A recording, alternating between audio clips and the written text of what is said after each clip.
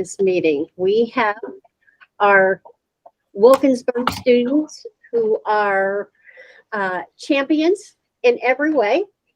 And we are just so proud of you and all that you've done in representing Wilkinsburg and our community, our school district, and what you did to become champions. You're champions for all of us. So you should be very proud of your accomplishments. And we're so very proud of you. And we just wanted to recognize what you accomplished. And Dr. Malechnik has he'd like to speak. He knows some of you personally.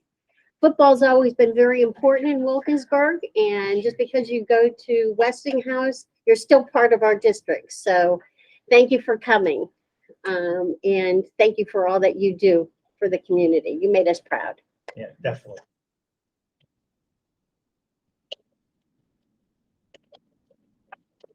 Before we begin, just to let you guys know, this team was 14-1. Was that right? And by the way, I did just check the PIAA. They still were ranked #1, even though you lost in the finals. I don't know if Coach told you that, Zach. They still ranked you guys #1. And I know it was tough, but I was at the game and watching. I saw how much you guys cared after the game too, and during the game. But I think if it was played 5 times, I think you guys win 3 or 4 of the times. I really do believe that. I just wanted, if you could click on the first link before we begin. I just want, I did do some research before I came tonight, and I think the first link I would like for everybody to see, you kind of have to just put on slideshow. Hey guys, I'm having a little trouble hearing. Okay. And then that side, and there you go. It's like the mic isn't on. Go on. We can hear you. Look at those pictures. All right. Skip ads. And hopefully the sound will work. So where we get that sound line?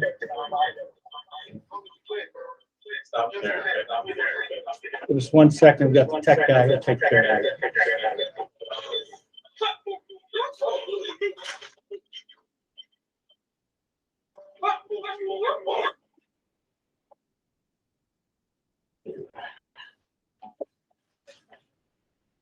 Bear with us.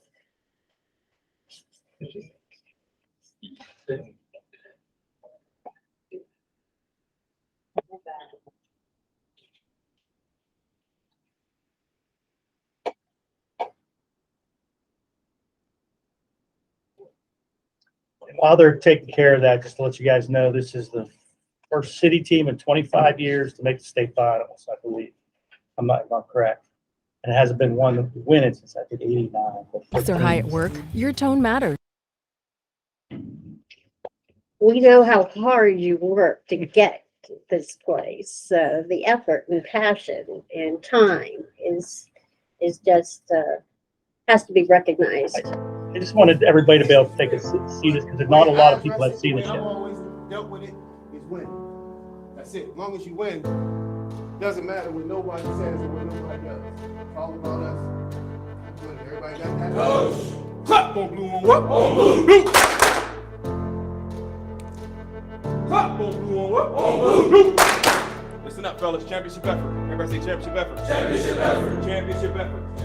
Everybody say championship effort. Championship effort. That's what we need today, fellas. All right, that's what we need today. All right, every single rep counts. All right, every single set counts. Give it your all. Everybody got it? Coach. Everybody got it? Coach. Hey!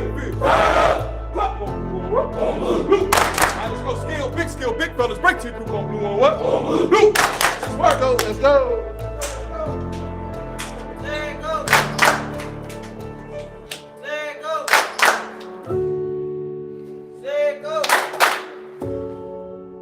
There it goes. Westinghouse is a very proud program with a very rich tradition. Some people think a certain way about Westinghouse, what it is instead of what it could be. The vision is to have every kid that comes to this program get everything they need in order to succeed. There's a ton of obstacles and disadvantages that our kids face and even coaches, that we face, the lack of resources. When I'm playing football, I just feel free. Like nothing else is on my mind. Schoolwork, things that goes on outside of school, like in my neighborhood, none of that's on my mind when I'm playing football. I'm just free. The kids that are part of the program at Westinghouse, more is expected of them, and they have less than a lot of other places. But we're in the business of not making any excuses. You know, a saying that we use very often, and it's kind of like our go-to, is embrace the chase, not shying away from the process, because there's going to be a process, and the process isn't easy. Everyone can't do it, and everyone doesn't make it through. It's work. Don't come over here thinking you're just going to show up and be a part of it. You got to put the work in. We're talking 12-hour days at least 3 times a week. You know, how we coach them. I mean, we coach them extremely hard. We don't let nothing slide because we understand what's on the other side when they walk out of that door. So we can't, as coaches, we can't afford to slack, right? So they're not allowed to cuss. Push-ups, we have to do 25 push-ups if we cuss or something, and he's on it every time. And players hold each other accountable. You're representing the whole team. Say I do something bad, that reflects Coach Dante. We got to hold each other accountable so that we could all be great. No hood slang, because that's not what we are. We're athletes. I see young men who understand, obviously, the game of football, but that is bigger than the game of football. It's like he's preparing us to be men. Eventually, you know, football's going to stop. And when that happens, you have to be prepared for it. Yes, football is important, but the development of the young people is the most important thing that we're doing in the program. And it's the love that's in the space. When you look at the way this program is run, you can't miss the love. They know that any drop of a dime will do anything for them. We're giving every ounce of who we are into them. Because of that, they understand that's to be loved. If I know that they'll have my back through whatever it takes, I can come here every single day for them. You gotta be all in about it if you want to play for Westinghouse, because he won't let you go easy. He's giving 100%. You gotta give 100% every day. When my players exit the program, I want them to strive to be the best version of themselves, whatever that looks like. You can go back that slide real quick. And I was surprised there hasn't been a lot of people seeing that. I've looked at it, I think there's not many likes. So please, whoever's on virtual, if they could spread that video, because it's a very powerful video. I saw another one with Coach Green at IUP, but it isn't just about football. And I handed this out to all the board members tonight, and I even highlighted after, when I read it. He's changed this on and off the field, and I watched the video of your quarterback, Keyshawn, as well. The last grading period, our team grade average was 3.2. That is incredible. Very proud. So feel good about, there's a lot of things. I could probably highlight the whole article and see. But what you guys have accomplished in a short amount of time, and I've watched you and the community last year in Somerset when I was at the game, and you guys were down by 3 touchdowns. You guys didn't get down. You didn't blame each other, especially for the 10th graders. I know the 9th graders weren't there. But just watching you guys come back from that experience to set up for what happened this year, to get as far as you did, and watching, these last few games, it's been unbelievable. How you guys handle yourself when you on the field, off the field, it's been very impressive. And I know I got one guy I got to point out here eventually. And I talked to Coach Green. I waited after the game to all you guys. And by the way, you guys take long showers. Because I waited after that game till everybody came out. And I did see some of you, and I did run into somebody. And I talked to Coach Green, and he was already being interviewed about possibly doing a book. I coached wrestling, and I've coached football for many years. And I've just met a 34, 35-year-old guy that taught me some new things, how to be a better person. How to lead young men.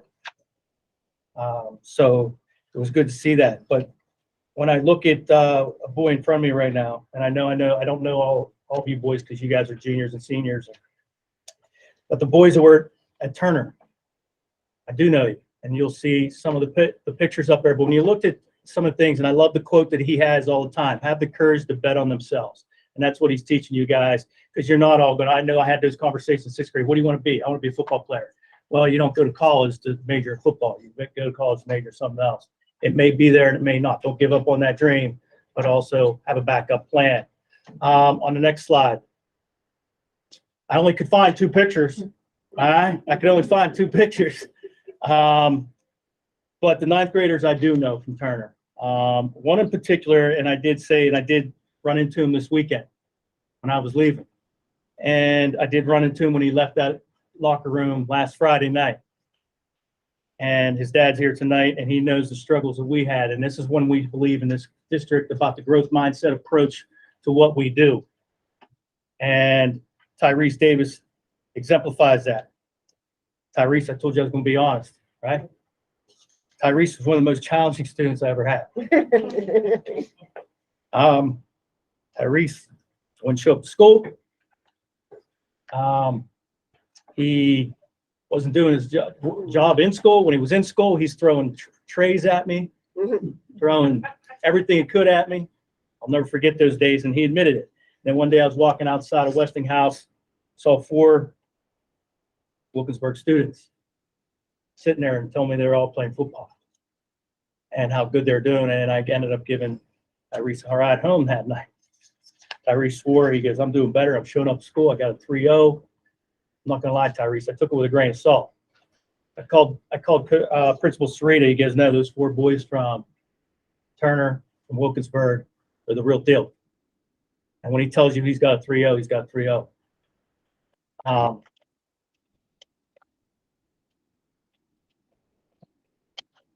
He looks a lot different too. He was shorter, a little bit heavier. All right. His dad knows he was in my office many a times. But his dad never gave up. We never gave up. And Tyrese is just a great example of this whole group. And what you guys have accomplished has been unbelievable. So I know I don't know the older guys as well, but you younger guys, I do. And it's good to see what you're doing. A lot of you haven't changed much, but proud of you guys. All right. We're very proud of you guys. And your parents should be extremely proud what you did on the field, or what you do off the field. That's right. All right. So the board did agree to go ahead and order you guys pullovers. And we got the certificates. If you don't mind, and we don't have everybody here tonight. I know I called every house and did my best. I reached out to Tyrese. He gave me a cell phone number. I'll go ahead and read the names if you want to go and hand those to the students. Okay. You know what? Can we have you come here and then we get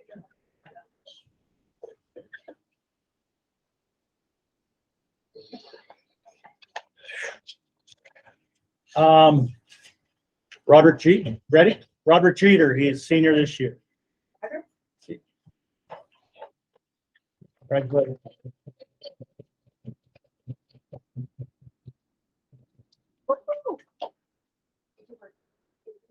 Yeah. I don't think Terrell or Claude's here, right? Tamir O'Neill, 11th grader. Tamir. I didn't have time. I didn't have Tamir in school. Thanks, Tamir. Darshawn Bailey.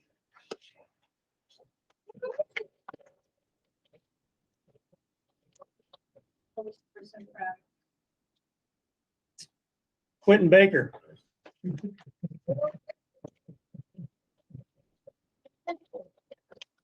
By the way, that's a picture of Quentin up there too, by the way. I don't know if that's 5th or 6th grade Quentin. I'm not sure. Tyre Carey. Eugene, who am I missing? Diop Jones. Where's he at? There he is. There he is. Came in late. Diop hasn't changed much at all either, by the way. And Tyrese Davis.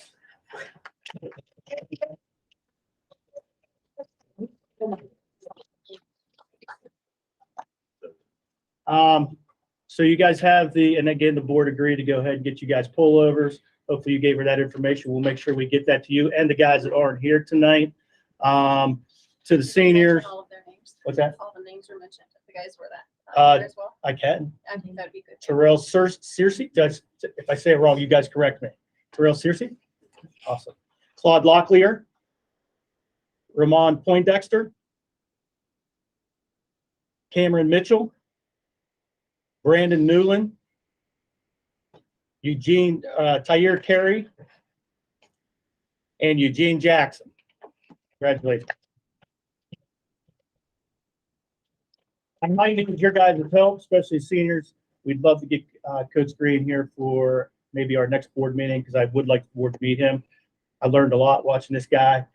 We've all learned a lot watching this guy over, I know at the Still Valley game, they had that speaker, the microphone in your huddle. And the way you guys respond to him is nothing like that announcer has seen in 15, 20 years. And it was the first time the announcer said he ever got a hug by an athlete after a game. And he's been doing this for 20 years when I think it was Keyshawn that hugged him right after the game. So the only thing I ask the seniors, you guys left a great legacy. I feel good about the legacy that you guys left, but and now the younger classmen have something to look up forward to. If you guys need anything at all, I know I don't know the older kids as well, but if you need anything, but Coach Green's always going to be there. He's always going to be there. And look at those other coaches, they're always going to be there. But thank you. You're still part of Wilkinsburg. Yes. Thank you for showing up tonight. I appreciate it. So, and we're here for you at any time. All right. Thanks again for coming. Thank you. Champion. You're the highlight of our board meeting. It's all downhill from there.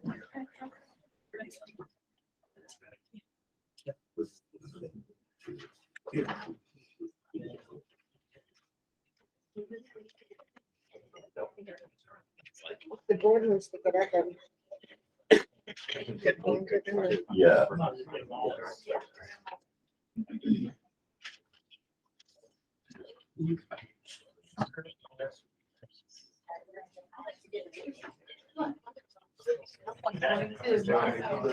I thought, anybody else, any other board members want to get in? Oh, let's get in, board members. Come on, board members. Truly lifted up this city. So why don't we? Your school. That's so important. A lot of those kids while keep that up, all right? It does make sense, right? Let me just come and big black. Tallest one, I'm gonna stand next to the tallest one, I'm the shortest. Oh, no, you're first. There we go.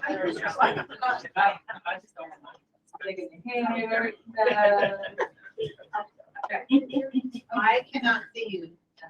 Me? I know. Amanda? Sorry. Thank you, guys. All right, ready? Yeah, we're good. Okay, you guys are ready for your close up. Good job. Thank you.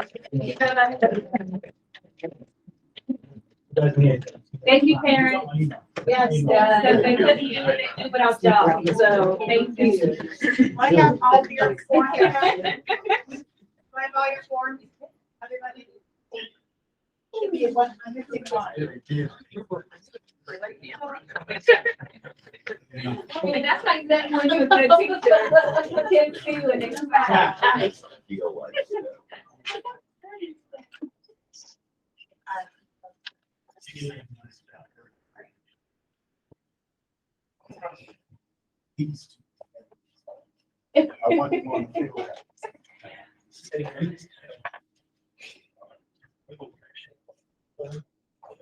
I'll see you guys. I'm a fan. I'm trying to cry, so that's a little emotional. That was very nice. I gave Tyrese the heads up. I was going to tell him. I'll never forget this. If you can go to slide 2. Before we even get to this, could we just have just a moment of silence here for Wendy Fowler? I don't know, a lot of the board members or staff who's been here for a long time. Wendy was a longtime employee of the district, over 30 years. She knew every building better than anyone in this district. She lived the building. She knew everybody in it. She was just an amazing, amazing person. She started out as a custodian and worked her way up and filled in for us many times as an interim manager. So we could just have a moment of silence. I asked Dr. Joe to get comments, if he could, from staff, just to show you what good staff that we do have.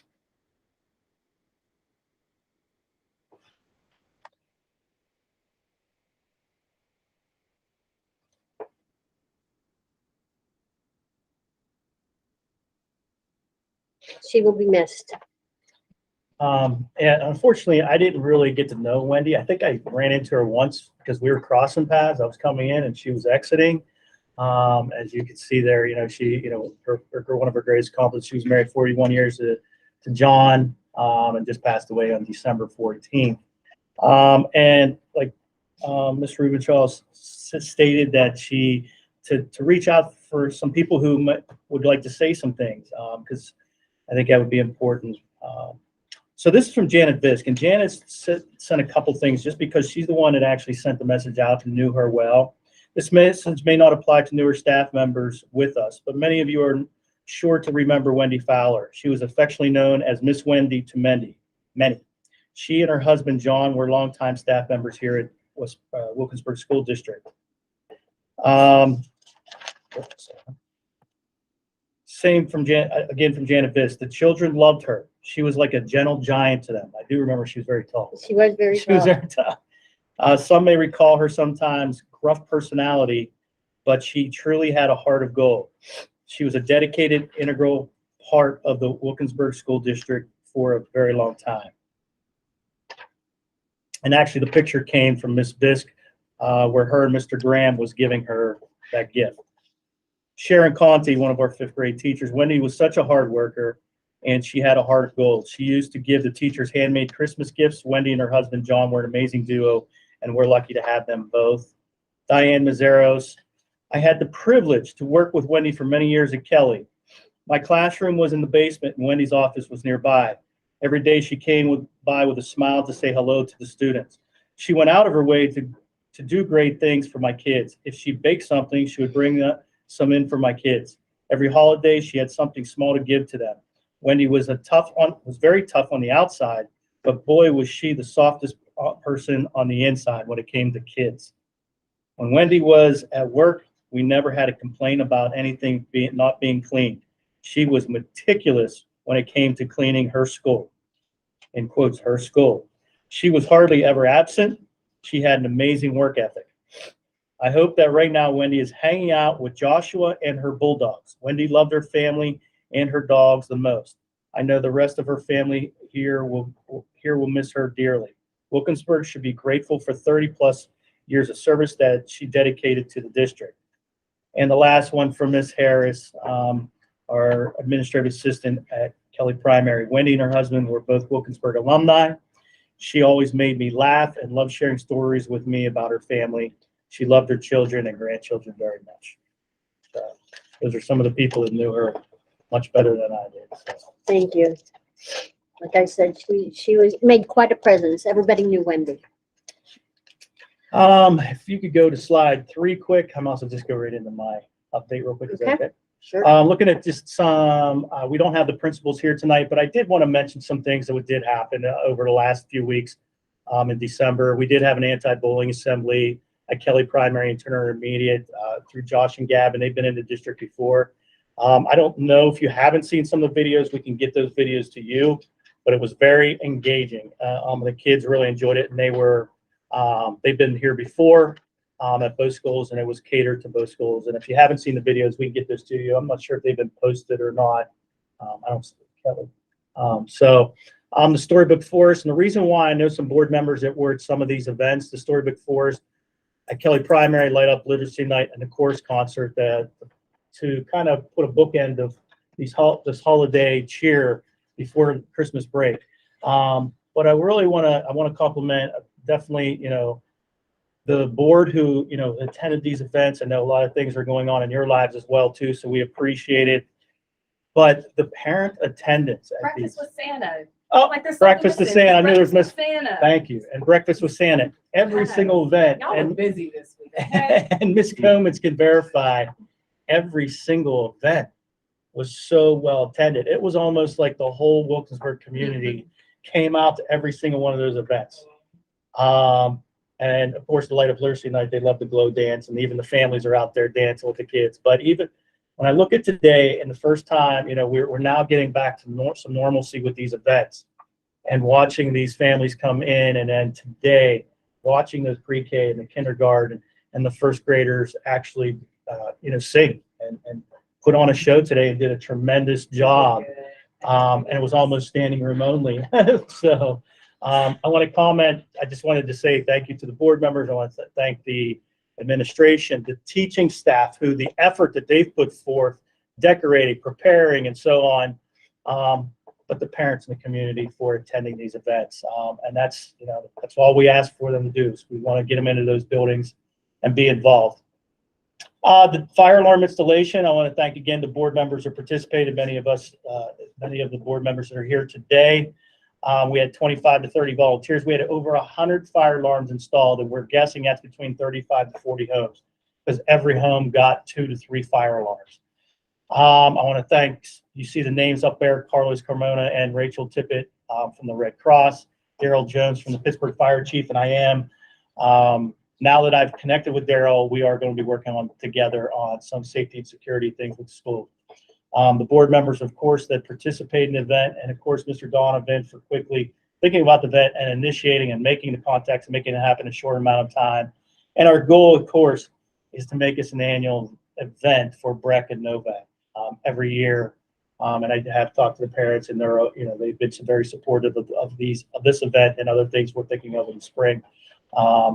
But we would like to make it an annual event, and it went off very well. There's other community members over that. Yeah, and The Red Cross event. yes, The borough. we had the borough, firemen, Mayor Comans. We even had a young boy, probably 4th grade, that came here from East Allegheny School District that showed up with his mom that day. So it was really great event, actually. And then borough police. And the borough police donated. So if I forget anything, reach the borough police. I did see Officer Coffee. It was Mr. Santa again the last 2 days. You will see, I did send a video to Kelly to post, but we did see him today. Kelly giving some more gifts out. Yeah. That was donated.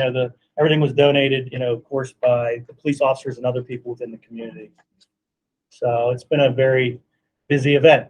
If I forgot anything, just let me know. I don't have the principals here to remind I me. think you got everything. I forgot about the breakfast though. Thank you. So, No, but breakfast with Santa was so good. It was really cute. and Nutrition Group did a great job with that breakfast. They did. They really did. They always So, but thank you for your time. Thank you for being here to see those young men here today. It was tremendous. So that's all I have. So for the superintendent's report, okay, I'm going to take us back because we're a little out of order. To just some communications and correspondence. I just wanted to let everybody know that for the board retreat, the professional development PSBA, everyone can make it on Saturday, the 28th of January. So please put that on your calendar, and I'll send a notice out. And I'm going to ask Dr. Joe if he would notify PSBA, but they will actually come here to do the training for us. Pardon me? Do we know the time? No, not yet. Oh. So, but I'm thinking we'll probably start around 90. I was going to say after that at least. Mhm. No, those are 8 o'clock. Yeah, 9 o'clock sounds. 9 o'clock with But coffee. just plan for the day, I would say. Yeah. It's going to take up a good part of the day. Right. so. It'll take up most of the day, but we'll try no earlier than 9 o'clock. Okay, we do have Bill is here to give us his report. And I believe you're also going to talk about the guaranteed energy savings. Okay. Was everybody tonight? Good. So far. That's a tough act to follow with Westinghouse. So I sent Rick a summary of items to cover. Report. I printed it off, but it didn't.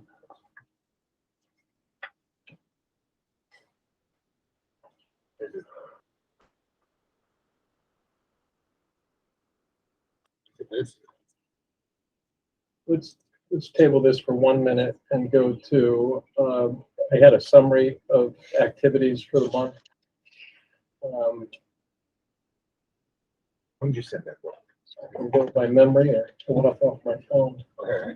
Did you send it today or? Yeah. I'm gonna have to ask you if you could do us a favor, because we like to have these things in Yeah. advance. If you could send us your summaries, by the Friday before I'll the happy to do meetings, that way we'll have them and we'll have a chance to at least look at them and have some questions for you. I'm happy to do that. Thank you.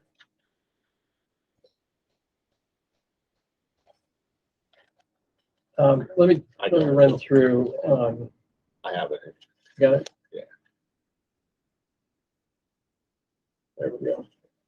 So first item was the traffic engineer's proposals. If you recall last month, we talked about engaging a professional to study the current traffic flows in peak morning, peak afternoon hours, and come back with their findings and then recommendations on how to mitigate it. I think it's an important step in trying to address not just the interior of the building, but how the exterior and site and function. So I've obtained 2 proposals, one from Trans and one's from Worcester, very close in price, very similar scope, and worked with both. I recommend Trans being the lower, and I think the contract has been negotiated, so that can be approved. I'd like to get them engaged. I expect that they would be doing their study. It's a 2-week study that it would start in the beginning of the year. They need 2 weeks to publish the results. So we would be reviewing this probably in the February meeting, but get it to you in advance of that February. So you're recommending the Trans Associates one at Correct. 70, right? Correct. Okay. Second item, after last week's meeting, we did engage the architect to proceed with design development drawings. That's scheduled to be completed at the end of February. Again, we'll probably be looking at that end of January, looking at that at the end of February. The geotech investigation is still sitting out there. They can't finalize it without the grading plan. I did speak with the architect about advancing a grading site plan, and that is, I didn't get a response of when that would be finished, but I suspect it will be in the design development packet at the end of January. I asked for it to be available for the mid-January meeting, but I didn't get a confirmation of that. I do have the results in draft form, just can't be finalized without the grading plan. The asbestos survey, I know they were on site at the end of November. I'm not certain on what their timing is, but hopefully by the January meeting would have the results of the asbestos. Do you have any idea go back to the grading plan when you will get that? I'm asking for it by mid-January. Mid-January. Okay. But I confident when it do you will be think in you'll the get it? design development packet, which is at the end of January. Okay.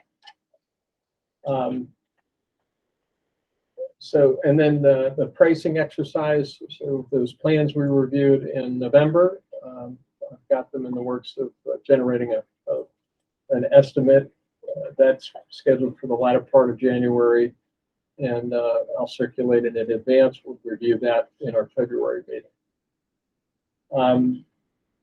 So last month I did circulate a draft of an RFQ for solicitation of qualifications for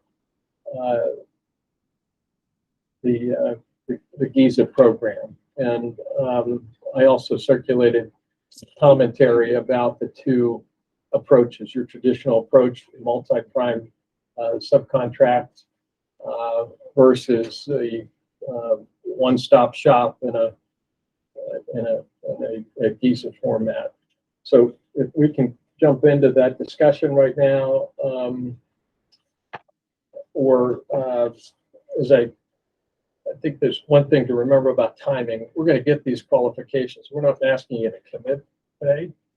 You could table this, you can, but get the information in, understand the parties that are out there that do this kind of work, spend the next 2 months debating it, and then determine what pathway you want to go. So I'm not asking you to endorse it tonight.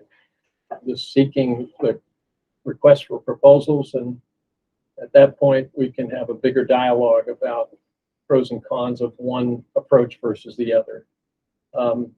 You know, in general, you know, and you've done this, and I think most of the few of you were on the board at the your prior large renovation, and that is, you know, you've got multiple primes, you've got issues of schedules, conflicts, you've got change orders, you've got pricing that isn't guaranteed.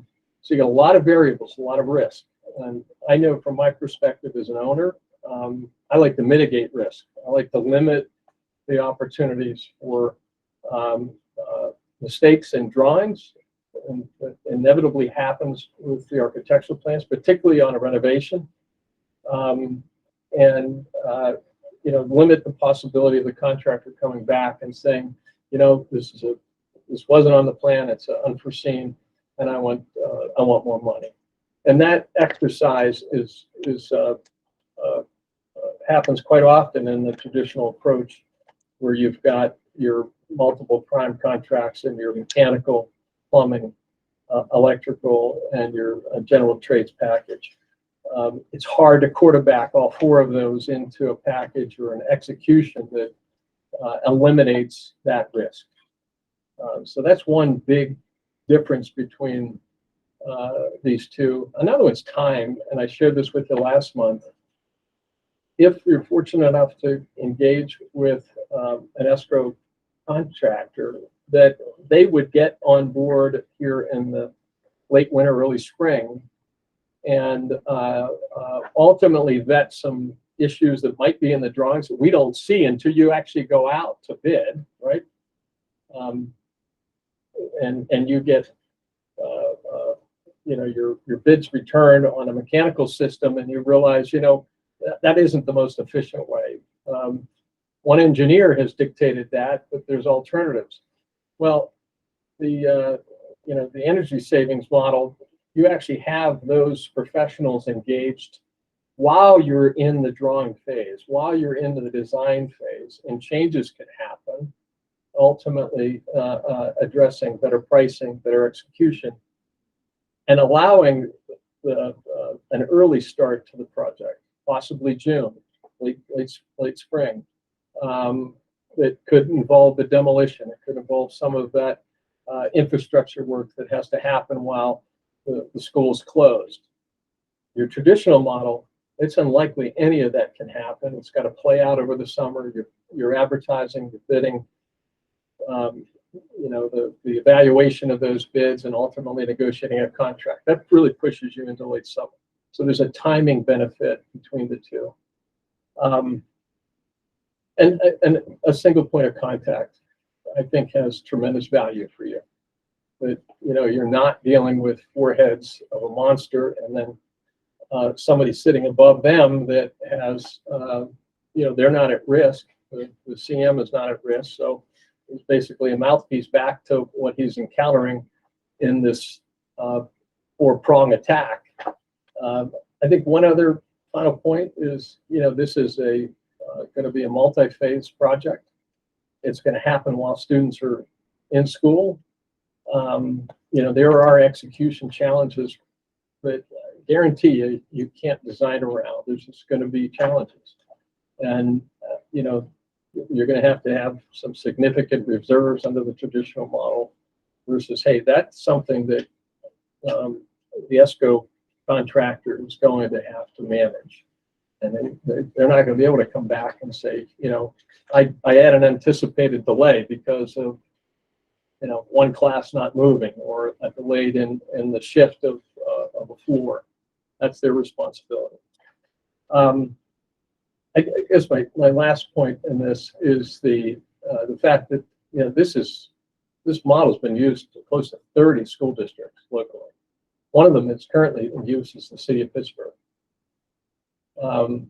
You're So talking about the Giza model, the right? Giza Not the model, traditional the one. Giza model. And I have reached out just recently to a couple of those school districts, so I'm waiting for some responses. And well-known school districts.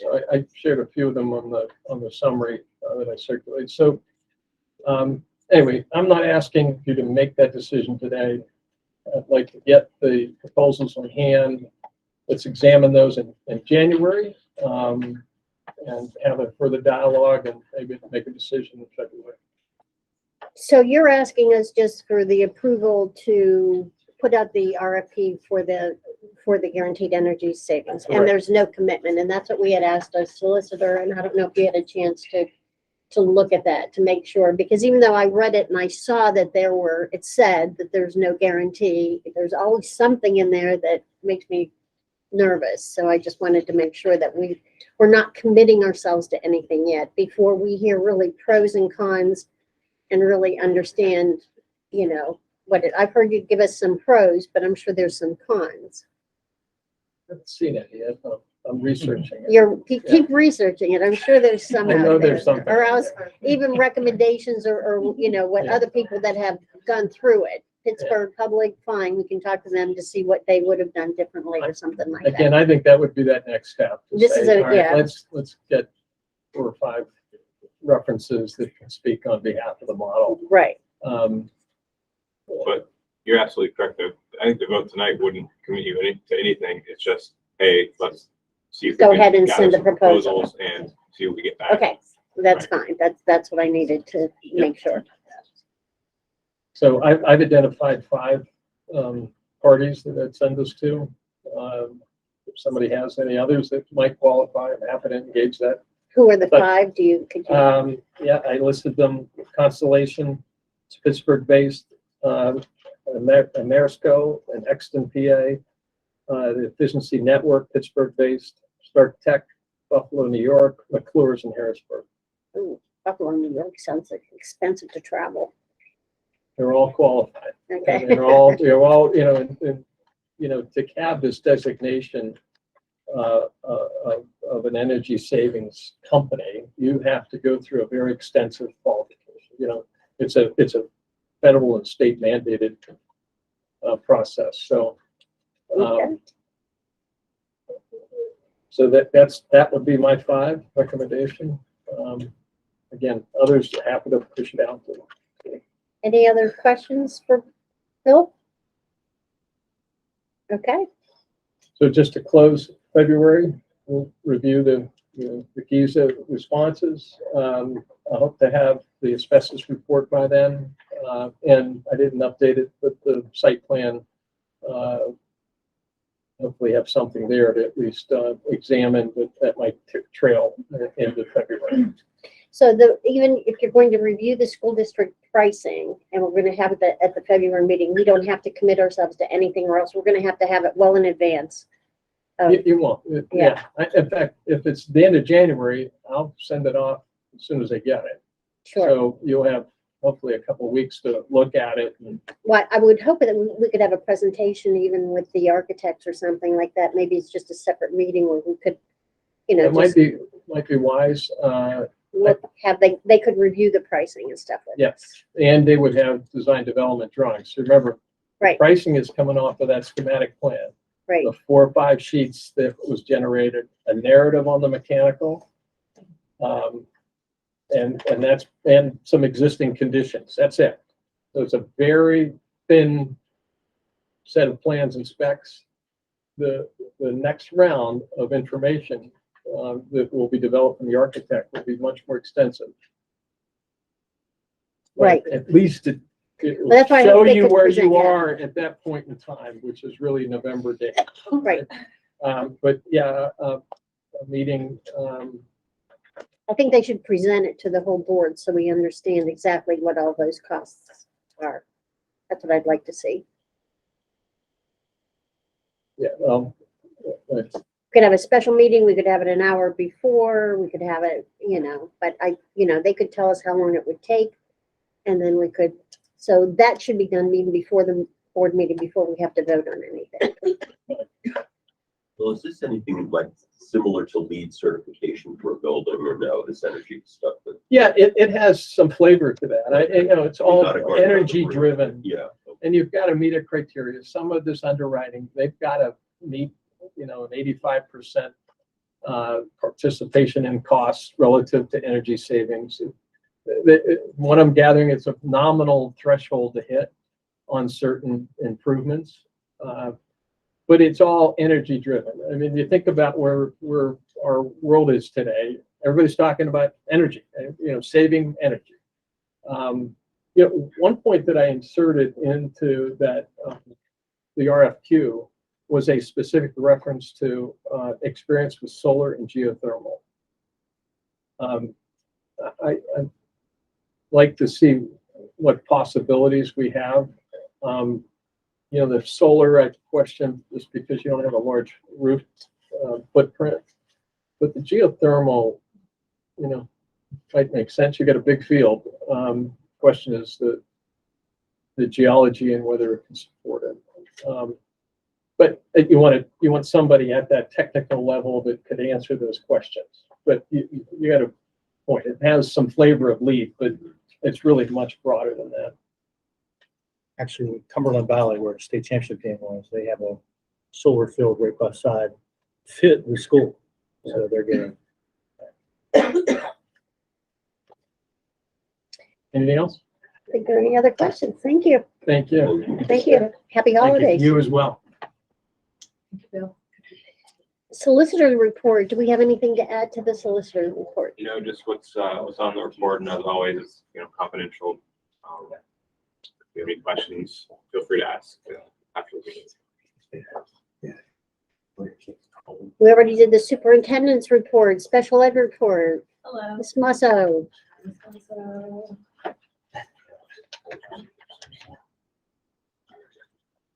Yeah. I saw it.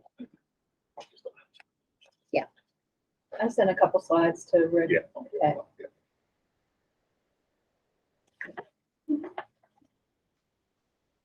So we just had, I just reviewed for you some of the department activities, things that have happened since the last time I reported.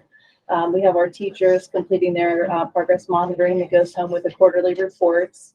It's a big undertaking for the teachers. It's in addition to just a regular report card, it's progress monitoring on goals for students. So it's really an important part of looking at their IEPs, determining if kids are making progress on goals, if we need to rewrite goals, and really where we are. So that's a big job for our teachers.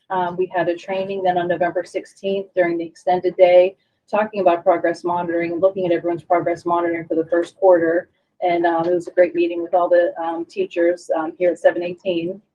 At that time, when we had the training, we had the paraprofessionals taking part in an online training. It's a two-part training about supporting challenging behaviors for elementary level students. So it's really targeted to what our staff needs and just getting some consistency in how we're addressing students. Students who are eloping from the classroom, students who are refusing, to participate in activities, different things like that, helping the paras be prepared for that. And holiday events are underway. Tomorrow, Mrs. Winters is having a parent sort of activity with her students and inviting parents into the building so that they can work with their kids on, I think they're making cookies and doing some holiday activities. So that's one of the events that's going on. And you heard about the rest of the things that have been going on in the buildings that all of our kids are participating in. So then for my activities, I can just highlight a few of these things. Definitely a big part of what we're doing now in our department is looking for additional paraprofessionals and the behavior specialist and school psychologist and everything. So we have activities around interviewing, reviewing resumes, finding candidates for these positions. I've been collaborating with the Autism Initiative team and with our consultant, Lori Sutton from the Allegheny Intermediate Unit. We've had several classroom visits this year, a site review, and then Lori Sutton did training on her own for verbal operant bound behavior training. She went to a 3-day training in Wilkinsburg and was trained in an evaluative technique for supporting our teachers whenever we have the autism curriculum and instruction in place in the classroom. We did the pass screener training. I participated with Ms. Pendro and the other administrators. The assessments were completed at both buildings, but that's student attitudes towards school and self. So it's really telling for us to look at our kids who might need support right away for social and emotional learning, and also kids who are at risk for various things in the classroom. Attending all the PPS and PSE, that's their special ed staffing. We meet monthly and talk about students who, are making progress, students who have certain needs, students who might need additional supports, higher levels of care, etc.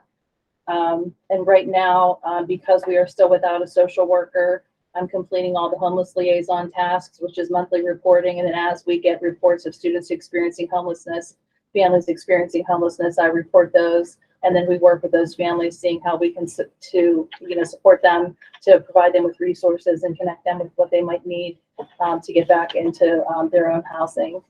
And then again, we're still without a school psychologist, so I'm updating and monitoring the evaluation tracker for any special education requests and working with the academic support teams, getting our kiddos in line for evaluations.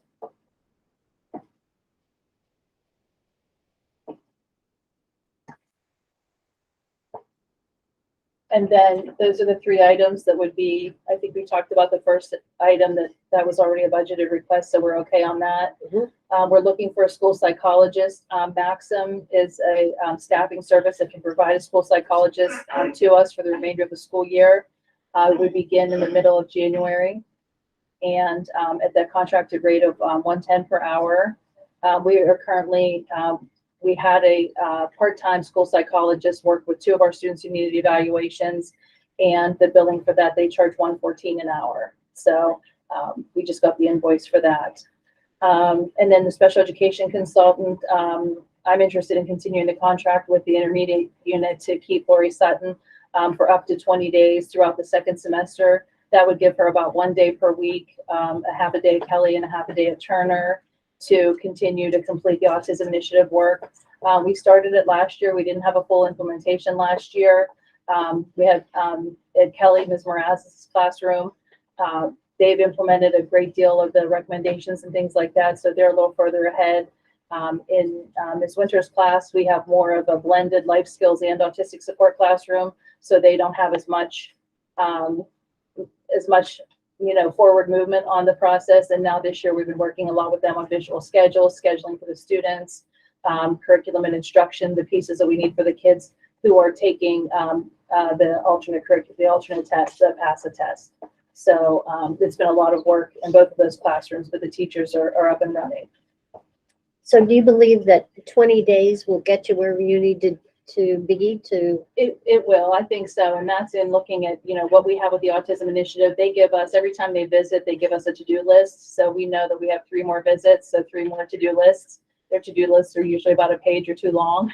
So it's a lot of working with the teachers and looking at the assessments, looking at, just the different activities we're conducting with the kids, and really a lot about the data that we're collecting and how we're collecting that and then how we're presenting it. So it's really a learning curve for everyone, the teachers and the paraprofessionals, even for me to see some of the recommendations that they're making, because things are always changing in the field of autism support. So it's important that we keep up to date on that. And it's really been, it's important for me to learn about it so that I know what I'm doing when I go in to support the teachers and, evaluate and observe.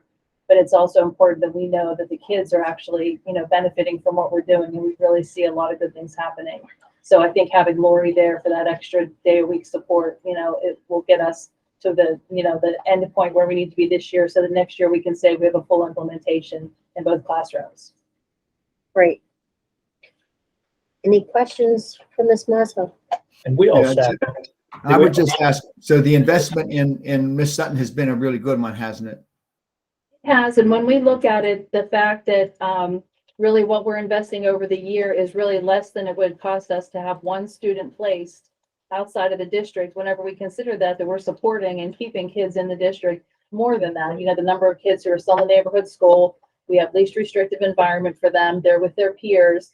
There's just a huge benefit, beyond the financial reality that if we even have one student who needs more support than what we can provide, that's, that's an expense to the district, and it's also a loss in that we have a student who, you know, who we can't support, you know, in the neighborhood school. And just so everyone knows, I don't know if you noticed on your executive content, there is another report with the out of district placements that's, you know, that's in the confidential area for you. So thank you. Thank you. I actually did have a question. Oh, yeah. Go ahead. I had a question about the past screener survey and the 9-week quarterly reports, and do parents receive those? And if so, like what's the timeline on those?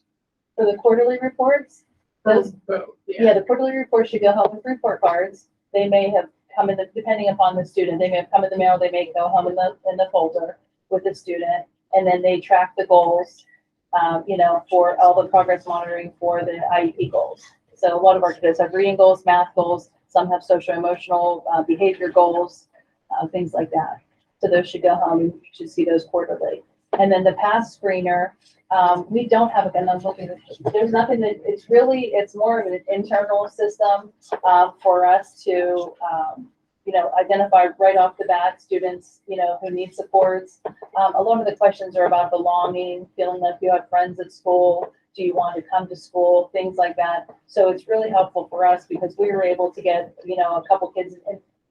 And again, I don't have the exact numbers. I keep looking at summer because we work, you know, on this together. But we had really good results. Like we had high numbers of kids who felt really connected to school, who were happy to come to school, who had friends here, who had a trusted adult, someone they could go to. So we got really, really excellent results at Kelly and Turner. And, So what students were surveyed? every student in the district. And so as student, with 2 through 6? K through 6, yeah.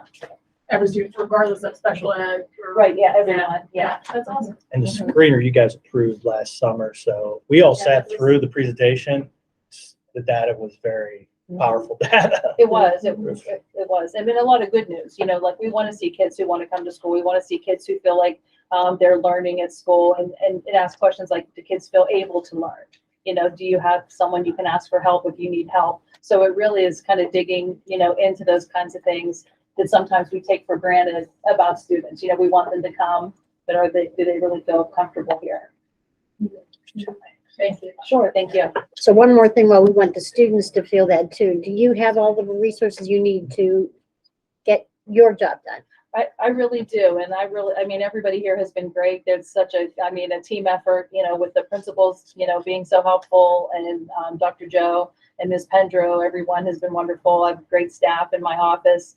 Just filling those positions will be really important. Like we need a social worker, we need a school psychologist. There's only so much I can do, you know, in managing information and building requests for evaluations. We need someone to come in and evaluate the kids.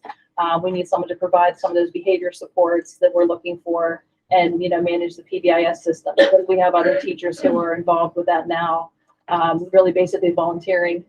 And have you worked with Maxim before? We have some recommendations from them. The reason and the way I found out about them is through the liaison meeting, the special education directors meeting through the IU. The recommendation was made about a month ago that other school districts are trying to use them in contracting part-time services. Okay, and they can provide what we need. Absolutely, yes. Okay. A PA certified school psychologist, and some of them are nationally certified as well. Okay. I was just thinking about, I was just trying to find on the website where these job postings are. They're on the website, I'm assuming, right? Our jobs, they are on Indeed, PA Educator, and then on our website. I was just trying to look on the website because I'm hearing. Trying to find them. Yeah, I can't find them, so I'll check with it. Yeah, I think there are a couple layers in. Yeah. Yeah. I don't even know which one to click. So. No, it's very hard. The website, I don't find it that intuitive like I thought it was going to be. You have to dig to find things. And So we've gotten people submitting applications through Indeed, through PA Educator. And I think PA Educator is a really important one. The thing of the whole situation is we are competing now with the IU is also hiring school psychologists, 6 or 7 other districts in this county and neighboring counties. So it's really competitive, you know. that's why I fill the wanted, can they positions. handle it for us? Yeah. Mhm. For the time being, but we really need someone on board. Yes. I'll be sure to share it around, but I have to keep moving, but I'll find it. Okay. So if we approve this, this evening, when will you be able to, when will they start for you? Right away in The middle of January? January. Okay. Yeah, they said they've identified someone, and so they're just getting updated clearances and things like that, so it would be the middle of January. Okay. Any other questions for Ms. Mazza? Yep. Juanita? How long is the assignment for the next? We worked on the contract, Matt, and his team sent me some updates, so it would extend through the end of the school year. If it's not my understanding, once their contract is up, if they are fit, we can also hire them if the job isn't filled already, like if we don't have candidates. We can, and then I think there's a fee. I want to say there's some kind of fee that's in the contract. I don't recall, and I apologize, I don't have it in front of me, but I want to say it's in the like $5,000 to $10,000 range that we would have the options. Yeah. a fee And that's to- normal. Yeah. To hire the person. Yeah. Just as an aside, PBS had a wonderful program about autism. I mean, for Oh, those okay. of us who aren't as steeped in knowledge about it, it was Okay. fantastic. If you can stream that, I mean, just for Oh, I'll just some of find the it. intricacies that they have with these kids' brains. I mean, There's so much information, and again, new research all the time. So really for us, the important thing, finding what the teachers can use, put into practice, because again, there's just, our kids have so much potential, and we have to keep on, supporting them and working. so this to our program best. was very much like that. This kid had this thing with a periodic table, and he would give his stuffed animals a name and a person name. Anyway, it was this whole, and he memorized them all, and he knew all of these hundreds of things. I mean, I will it's just say mind from blowing. personal experience, being a parent of a student with autism at Kelly, the teachers, not just special education teachers, who are wonderful, but the other teachers have been very adaptive to incorporating those special interests into the classroom. So it's been. That is good to know. It's been it's been a very good experience. Yeah, there's a great This year's team been at both buildings. Yeah, really excellent. It's pretty telling. Well, that's good. Okay. All right. Thank you so much. Happy Happy holidays. Yes, yes. Thank you. Ms. Pendro?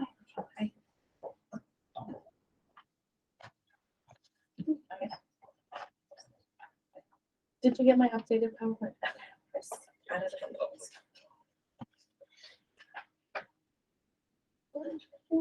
Okay. My PowerPoint tonight's mostly about our partnership with PPS. If you want to go to the first slide, just to highlight some things that they're doing at Westinghouse. They did get a new assistant principal.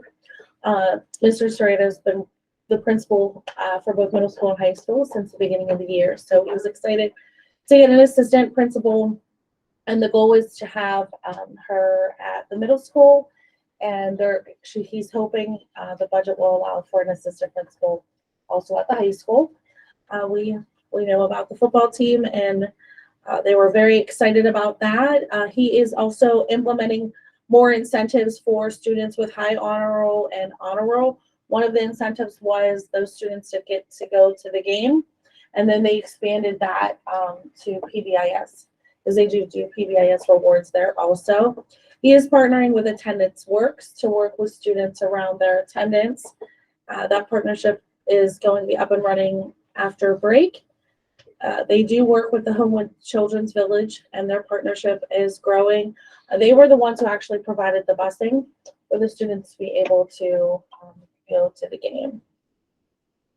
He also mentioned that they're going to be starting after-school programming at Westinghouse, so there's going to be opportunities for the students at middle school and high school to engage in some after-school programming.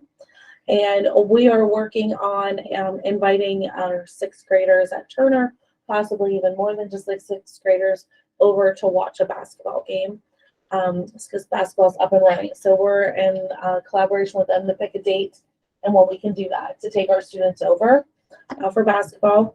And I wanted to report out that we did have 12 students submit applications for magnet schools.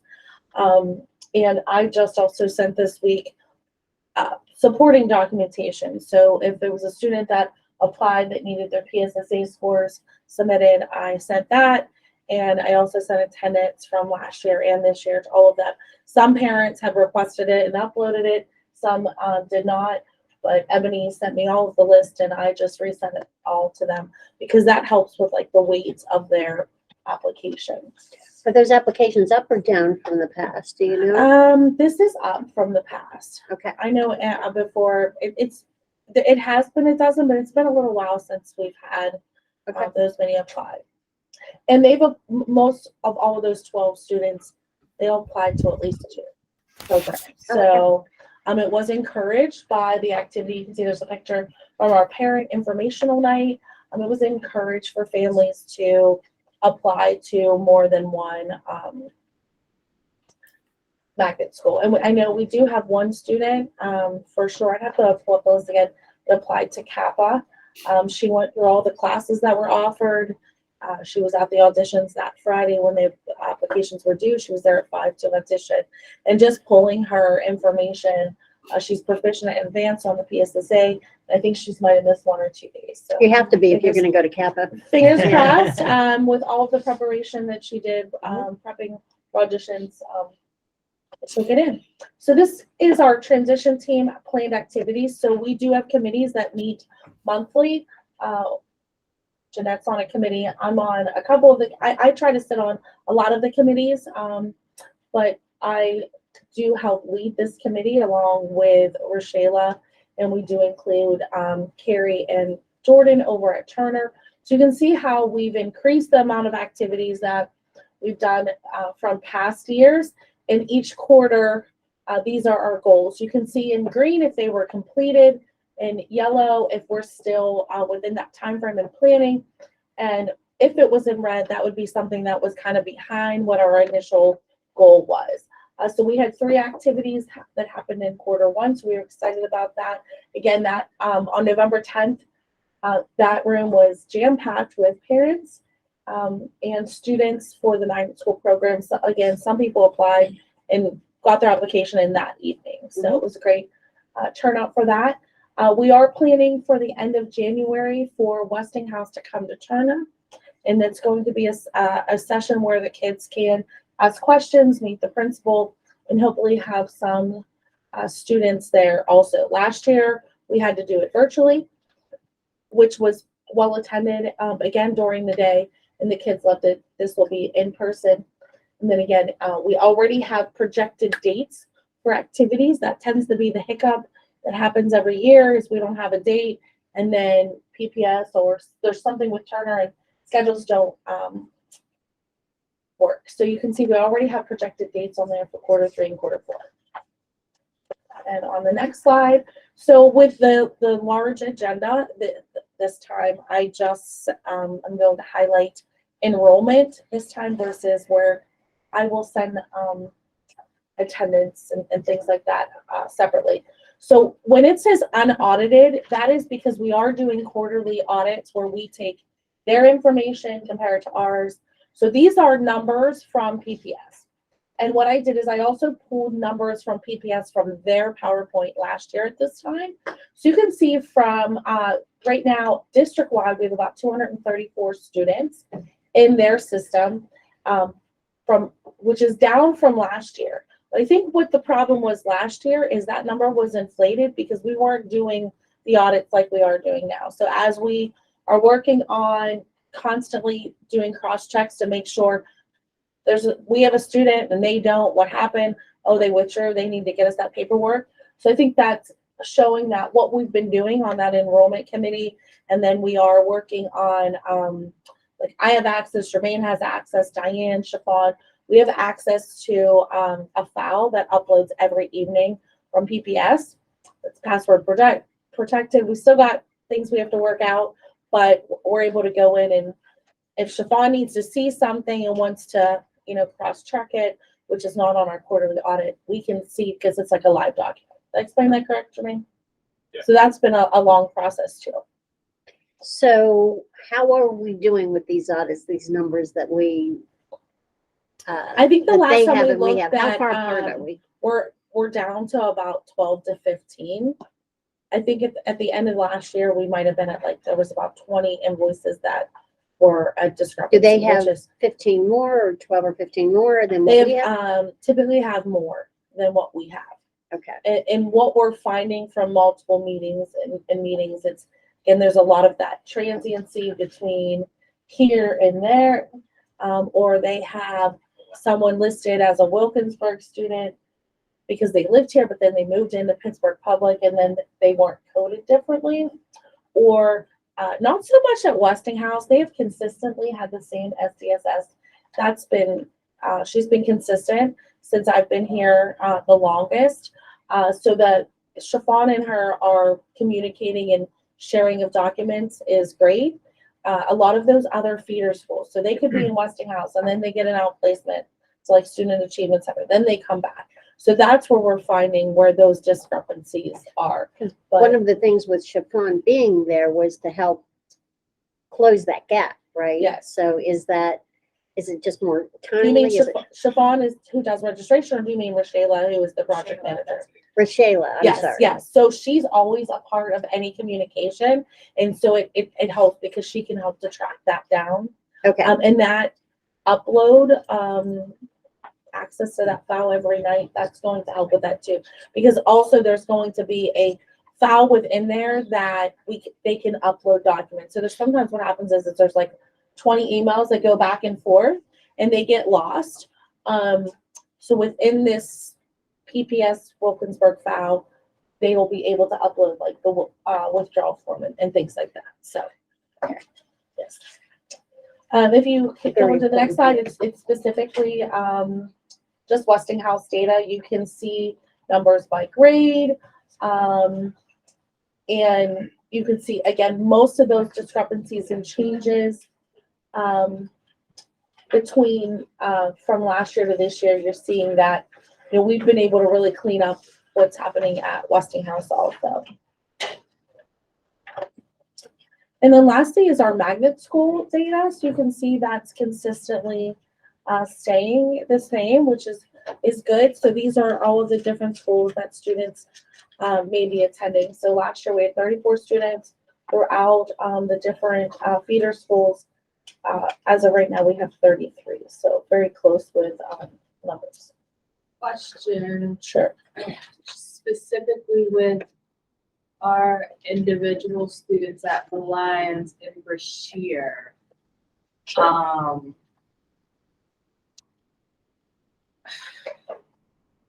hate just seeing the number one. So it just makes me curious about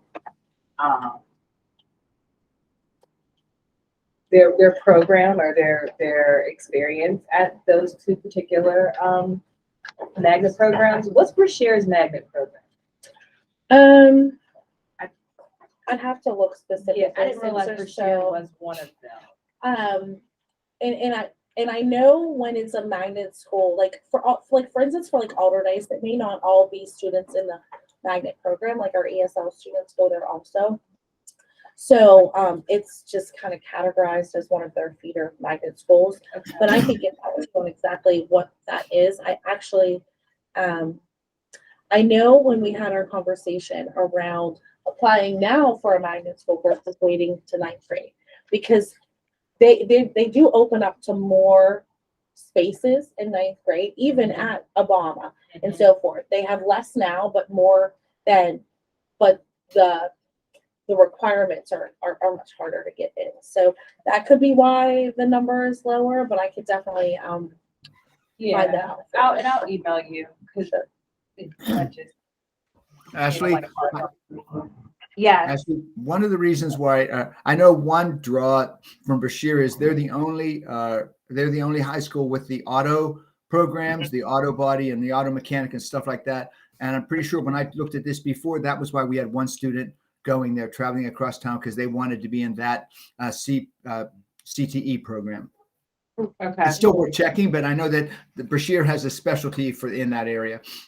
Okay, yeah, I just have a question for Brashear and the Lions. I'm personally just curious about that. Like why the number is so sure. Okay, yep, I can reach out to her. Student Envoy, we had a successful 2-day camp. That program started at Turner. And those are the students in Student Envoy. So they were able to participate in a virtual camp with other students that are in the Student Envoy program. Students from Faison in Lincoln were there. And so they started talking about ways to like activities, volunteer activities and projects that they can work at together. So we're excited about that. They do meet, I believe, twice a month, and they've been meeting with the principal and with Jordan Manos around the secrets and how getting advice from the student envoy. What should we be doing? You know, and tying it into what they're doing at Turner around PBIS incentives and things like that. But they also want to do things with the community, and that's where they're building those opportunities with students from Faison and Lincoln. So as they filter into Westinghouse, they already have friendships with those students. This is something I added to my PowerPoint since Friday. Just kind of, I follow the principal, and he's always sharing exciting news. And so on Monday, they had instant decision day at the house, and they had 54 college acceptances, and 4 students received 4 full rides. And so these are the colleges. Out of those 54 acceptances, I do not know if they're Wilkinsburg residents or PPS residents, but this was, like I said, literally was just shared this morning, and I added this in. But great opportunities for our students, and great things are happening. Is it possible to find out how many? Yeah, so I'm going to reach out to Rashayla and see if she can, look into that, and hopefully after the new year, she can give that back. But just, I thought it was a great opportunity for the seniors at Westinghouse to be able to participate in this and actually get acceptances. So that's great. How many's in this in your class? Hmm? You know how many's in this senior class? There were only 22 if you looked at that enrollment. 22 of our students, but I'd have to, when you look at district It seems like a wide, pretty high percentage between our students and their students. yeah, because they're categorized in like the 6-12 schools. So I would have to pull up our cross-functional meeting. I do know like how many seniors they are. I'd have to pull it up on that, but I can take a look at that. So does this mean that they attend this and they fill out applications right then and there and they get accepted, or like they get a scholarship that day? Like, what does that instant decision day? I've never heard of this. They already applied. This is, right? They applied to all these schools. If I'm understanding, and I would have to get, again, I just follow his social media every day. He's constantly posting. So what I'm feeling is that they would have already applied, and these are all could be athletes that then today was their day to decide, what school they want. Yeah, I remember 4 of them got could be like early admission. Or yeah, I've seen it on social media too. These are all, if I'm not mistaken, these are all state universities, Yes. so that they can process them that quick. But I did have a question of the full rides. That full rides for their tuition, not room and board. I'm not sure. Because I literally took the curious if it's verbiage like of the what board he of said on governors. his social media, and I just copied it, put Yeah. it there, Yeah, just and his double- pictures, but I can Yeah, double get more check that. information. It reminds me of Board of Governors scholarships. I don't think they still call them that anymore. I went to Clarion on the Board of Governors, so I'm curious if that's Like if that's including meal plans, and we all know that's expensive. I know right. that's It expensive. is great, and I guess I want to know if one of those 4 kids are our kids. Right. I want to know those details. So then when people are looking, like I know some folks that do scholarships specifically for Wilkinsburg kids. Yes. Mhm. These we can make sure we're connecting these students to those opportunities, Yes. because if it's only tuition. Well, and I know at the end of the year, we have the scholarship that we kind of break apart for different students. So it would be good to know who these students are, who even got full rides, so we can try to, I know we talked with Kim Harris and with Shayla, like taking a look at, because different kids were getting different amounts, and how can we share the wealth this far and with as many kids as we can. So, and we don't know how many are athletic awards or academics. Because my guess is our 2 seniors might be there if they have GPAs of. I don't think these are sports. This Yeah, I don't instant know. decision so. day. They do something for the athletes on their like choosing day. I think this is just a focus on like our The students academics. going to school for academics. So Okay, I'm two pretty big- It's called National Signing Day. that. Yes. Yeah. So, I will definitely, look into that. Like I said, I know there was also other pictures of people and representatives from the colleges. So it kind of seems to me as that they were there, let's apply for it.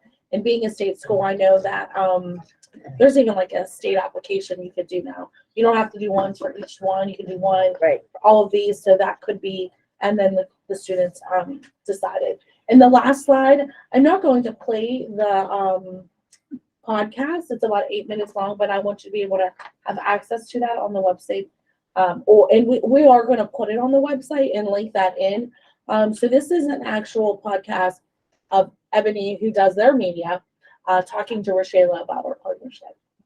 And just talking about, some of the things that are happening, what her role is, and how the partnership's going. So that was just published and shared with us also last night. So we are going to start putting those podcasts because they talk to different people throughout the district. So talking to Kelly Hanna, we are going to take a look at adding that to a drop-down box. So that's there for you guys to listen to. Perfect. That's all I have.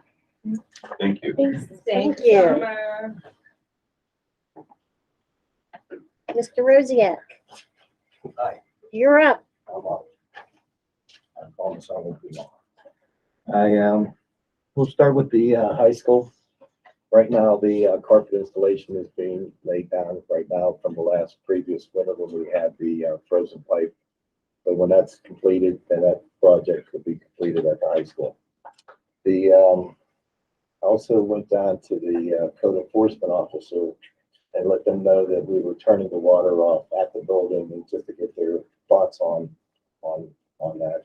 One of the things they asked me to do was to get a certified company to come and drain fire lines, and we did. We hired Servicite to come in.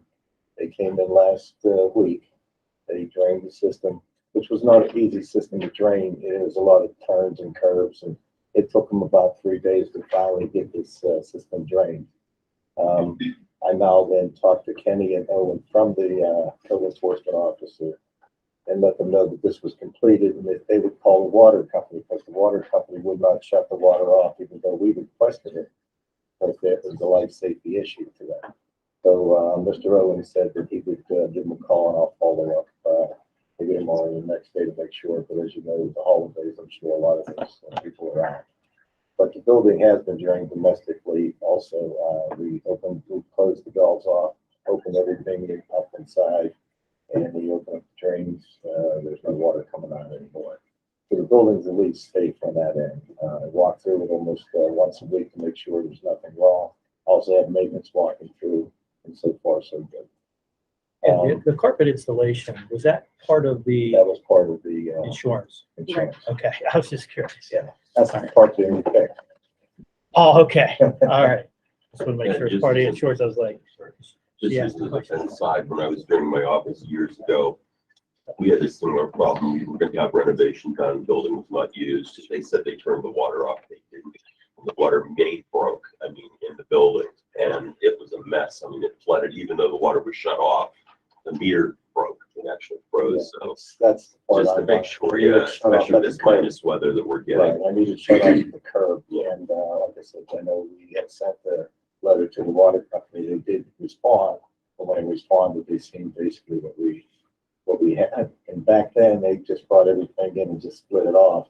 But my question to them was, well, then shut the fire line off and leave the domestic on. And the way it was put in back then, they couldn't do it. So, like I said, I'm hoping that I can get in touch with somebody, maybe tomorrow, let them know that this needs to be done From the water authority? from the water authority. Okay. I'm just gonna sign it. That's the word. I know Rick had sent a letter to them, and then they did respond that it was a life safety issue, which I understand. It makes sense. And that's why I started then with the code enforcement. And Mr. Owen said that he would then follow up with the water company. This was just last week that he had mentioned that to me. So all in all, we're moving in the right direction on that end. McKinley, that's his last name. Derek, he's our borough appointed board member for the water authority. There's two others, but he's one of them. So he would probably be a good person maybe to reach out to as well. He's on the water authority. He's on the water authority board. Okay. And I could get I could share his information. Yeah, any information you get, because it's, you know how that goes, you call in and it's. That's exactly why I was asking. That's why I threw out the board It's hard. chair's name, but It's I hard. know our Wilkinsburg person that I can get their information to I you know, so we can. one sent them, it took almost 2.5 weeks for them to Don't even get me started on that water authority, but So, I but we appreciate our tried. friends doing great jobs, but yeah, I'll get that at you. And one of the things that this is Kelly Elementary, the main entrance door is now, we do have a man trap. Oh, yes, you do. That is basically like, what is that, Turner, which now we're pretty safe there now. You need a badge to get in, no more punch the button with numbers. Because now if I'm a person coming through, I'm watching you punch 1, 2, 3, 4. Now I got the code, I'm in the building. So now we have this man trap. Basically, people that have the badge, they can get in. Anyone else, Ronnie, the security guard, has complete control. Spoke with him just last week.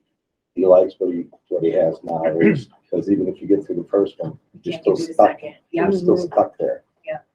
And not only now, the other entrance door that's down at the end of the hall, I put a alarm on that too. So if somebody would open that door, it sets off a squeal that alerts Officer Ronnie and anybody who's there that somebody came through. Ms. Gardaki let her staff know not to use that area, only for emergencies only. You can go on, let the alarms go off. It doesn't go anywhere. We had a hard time. Jermaine and I worked hard on this, and one of the issues was that this small little relay that you think that you can pick up at any store, the system's old. And I know I mentioned to Dr. J just before this meeting here that it's sending off false alarms now. And I think for discussion maybe later that you might have to think of replacing this fire panel and everything that's inside. And I wouldn't get scared on that because this could be still used even with renovation. What's doing now this last week before the breakfast with Santa, the alarms went off, police come, the fire company comes, and you feel bad because it's a false alarm. Yeah. And we try to tell them that we're working through it. We try to clean heads. And the bad thing about this system, it doesn't tell you. Like the newer system will tell you, ground floor or lower level of room 101. This tells you nothing. The last time I was there, the system went into complete chaos and there was like hieroglyphics. You couldn't even read the panel. So once you reset it, you bring a company in, it's fine, it's working. They know there's a problem, but they can't find it because the system is just old and so big. So you may need to think of replacing that before renovation with the thought of that it can be expanded. Is there something that you could get a quote that you could give to Rick, because depending on what it was, we have the security grant. Absolutely. I don't know if we have how much we have left in it, but yeah, but if it's not enough, then we could plan for next year too. Because it's happening at least twice a month. And I can't even. Yeah, that's stop it. disruptive. And it's disruptive to the students. Yeah, that's not everybody. good. It's just not good. And I My- don't like that we're having false alarms to our first Right. responders, so. Yeah, it's Yeah. not real. That was Mrs. Gardaki's concern. They didn't want Yeah. to where when we do need them, they're Yeah. gonna think it's awesome. We don't want them to be like, that Yeah, alarm and again. just take our time Yeah. because it's another false alarm. Yeah. Correct. Could you get us some Oh, absolutely. That's why I'm. bids? Absolutely. Yeah. Absolutely.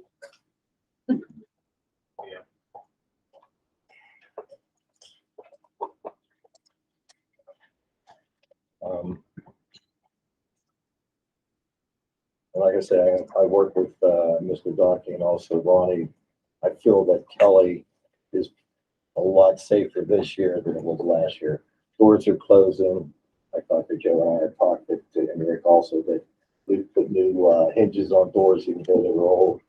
At least they're closing now. Before we had signs, please make sure this is closed. We can't do that. No. I mean, we knew there was a problem. We had to fix the problem if we get a new door. So this year, everything seems to be, when I talked to Officer Ron and Mr. Docky and even Carrie, everything seems to be safe on their end. We're trying to get teachers, even though they have the rights to come in a certain way, try to come through the front because you're accountable for them. Right. I had to call this week to do an early dismissal. And when I went to the front door, I was like, oh, I'm stuck inside. Okay. And even though he talked to me, he knew who I was, but he didn't open the door until Bellamy was closed. So Absolutely. good. It's good to see that because we didn't have that last year and it was wide open once somebody came through. At Turner, when we put the new parking lot in, we forgot that the hours change and it gets a little dark. One of the questions that the teachers had was that when they were working the lake, they went out to that area and it was dark. So Dr. Joe and I, we talked and we put a solar light on the one shed that was there. It throws a decent amount of light, and it really was surprised with that was done. I think we solved that problem for now until we hear something else. The tennis courts, we hired a company and they did a marvelous job. They totally cleared that whole area up. They did more than what they were supposed to for us. We now have the gravel down for the maintenance shed. I took pictures. The company now has got the ball rolling, but we're still probably looking for spring for when that will happen. But we did our part, and now we're just waiting for them to come in. All in all, I think, like I said, I think the buildings, I feel very comfortable with the buildings at Turner and Kelly now. And we work with the teachers and make sure that they're happy. Kelly's a little harder as it gets colder. Units aren't the greatest, so it's hard to keep them warm, but we're working on How did that just slip my head that quick? It's right at the tip of my tongue. It was about, dang it, I lost it. It'll come back to you. Yeah. Trust me, it does. Yeah. It's called the senior movement. Only- You're too young for that. I know. I think it was about the shed. Oh, so the maintenance shed being installed, didn't we have things at the high school that we were worried about keeping there? That's why we're using the shed? Or is that something else? No, you're right. Yeah. So is it okay that we wait till the spring? They've been up there for years. So I would say. Okay. Okay. Okay. We waited. I mean, it's Right. too late. Okay, I just wanted to make sure, you know. I mean, they always tell you if they could get you in, they will. But I would still say, we're looking probably spring before that happens. About to be cold, so. That area's blocked off, correct? It is. Okay. I just didn't want to make sure that people weren't, the borough wasn't going to plow into that area and then move shell around, gravel around. No. That's, like I said, if you knew what it looked like before and what it looks like now. I know, I want to it's see it. Totally cleaned Because up. that last picture. They moved everything for us and it's ready for use now. And you got a nice area there. And I just took Rory before we came down because I like to see the power restored back up there just to see what we have. Yeah. We know the light fixtures aren't going to work. Maybe they just need new bulbs. We put the LEDs in a few of them and See what that does. see what it does. Yeah, I'd love to see tennis courts again, but you know, that's probably asking. Yeah, they're still there. Are they? Yeah. So they just need to be like. Well, I mean, stuff. it's all torn up, but I mean, you Okay. can see where it was. You gotta remember, they took the dirt from Turner and they put it up there, so you might have 3 foot of dirt where you used to have the tennis court. Okay. And we found that out when we started to excavate the make Future thoughts. future thoughts. Yeah, I have a question. So the lighting outside of Kelly, is that, like the, is that borough's responsibility? Which like are those the borough On the lights? streets. We'll just do it. Yeah. Yeah, around the building. I don't know. if Around the it's- building, it's ours. Will be ours. And that actually did come up in a safety report that we did about installing. Yeah. Lights, additional lights. I don't know if that'd be part of the renovations, but I think it should be, because when I went to Historic Forest, honestly, I was like, I'm sure I got the right day, but it looked like there was no one there. I mean, it was so dark from the outside, Yeah. and there were Kelly people has on that the inside. local parking. Yeah, you go by Turner and it's just It's lit bright. up, Bright, like yeah. so bright. It's so But then you bright. drive by Kelly and it's just like Dark. You have to remember, Kelly has still the old sodium vapor lighting. Kelly has the LED lighting. Yeah. So it's gonna give you Yeah, more. I know. I drove. It's a different type of light. There's a warm white and a cold white. Can we do And something? Cold white gives you that bright light Yeah. of daylight. I mean, I know we don't have a lot going on in the evenings at Kelly, but, you know, it's only a couple times a year, but still, I mean, it was. It is. No, it's dark over Machine. there. I think, and it's so interesting to have this conversation now, because remember when Kelly was the better school. But, It's darker after school pickup. yeah. It is. Yeah, it is. Even like just coming out, we walked out like, is it dark outside, Mommy? I'm like, no, it's not dark yet, but it would be nice to get lights there. I had a question just about Turner though, because I read better. That water main break, has that impacted the school at all? No, Okay, not that anybody has told me, other than it was brown water this time. okay. Because, you know. They weren't digging. Yeah, they dug, and then once you flushed it out, everything was fine. Okay. My main concern was to maintenance this morning, which when that happens, a lot of the toilets will constantly keep running. That's what I was thinking. But nothing about. happened like that. It was just more or less brown water that was throughout the system, so, which is normal. And when I got the call last night, basically, they still had water. Pressure was still there. They did lose a little bit. They did lose water for maybe 20 minutes or so, and then it was right back on. Yeah, that was my initial thought when when that happened. I was like, oh, is that impacted? Right, because if it would have, I would have called Dr. Joe right away and let him know that this is what we have, and he would We have to can't do make a nothing about decision. that. What do you No, think it's fix that? As of right now, it did nothing to the operations of the day-to-day at the time. Let's discuss that tomorrow. I know he did send me an email late night, but I do want to discuss that tomorrow. Plus also maybe we want to think about as we look at with architects and so on, think about maybe where we can maybe possibly put some lighting where it's not going to impede the future progress of any renovation. Yeah. So we might be able to think about that, okay? Absolutely.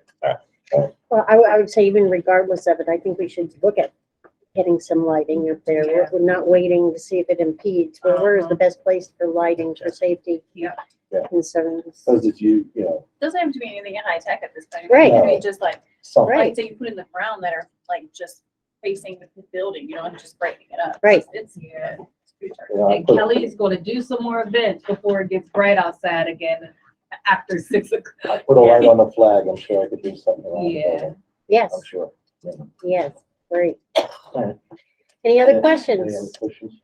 Happy holidays to everybody. Happy holidays to you too. Appreciate all your Thank you help. for, thank you, because you are on it. I really appreciate We it. try. I Yeah, got good people around me. yeah, You don't have the support. you don't do it. that's true, but I'm telling you, I've seen, you just, thank you. Thank you very much. Okay. Thanks, Ed. Finance report, I'm on there and the finance committee did not meet, this month. So Rick is going to give a report and he's later down. We're gonna fix that so we have finance in one place moving forward, Well, the but finance below is to vote on finance issues. to vote on Yeah, finance. that's the finance section to vote on. Like if there's something we need to vote on, we move to there. Like the budget, Act One. We can still do other, Yeah, that's fine. yeah. But anyway, do you want to give the finance report now, Rick? I can. Go ahead. Back to, move on to the minutes. Because it's really just a report you're giving, so.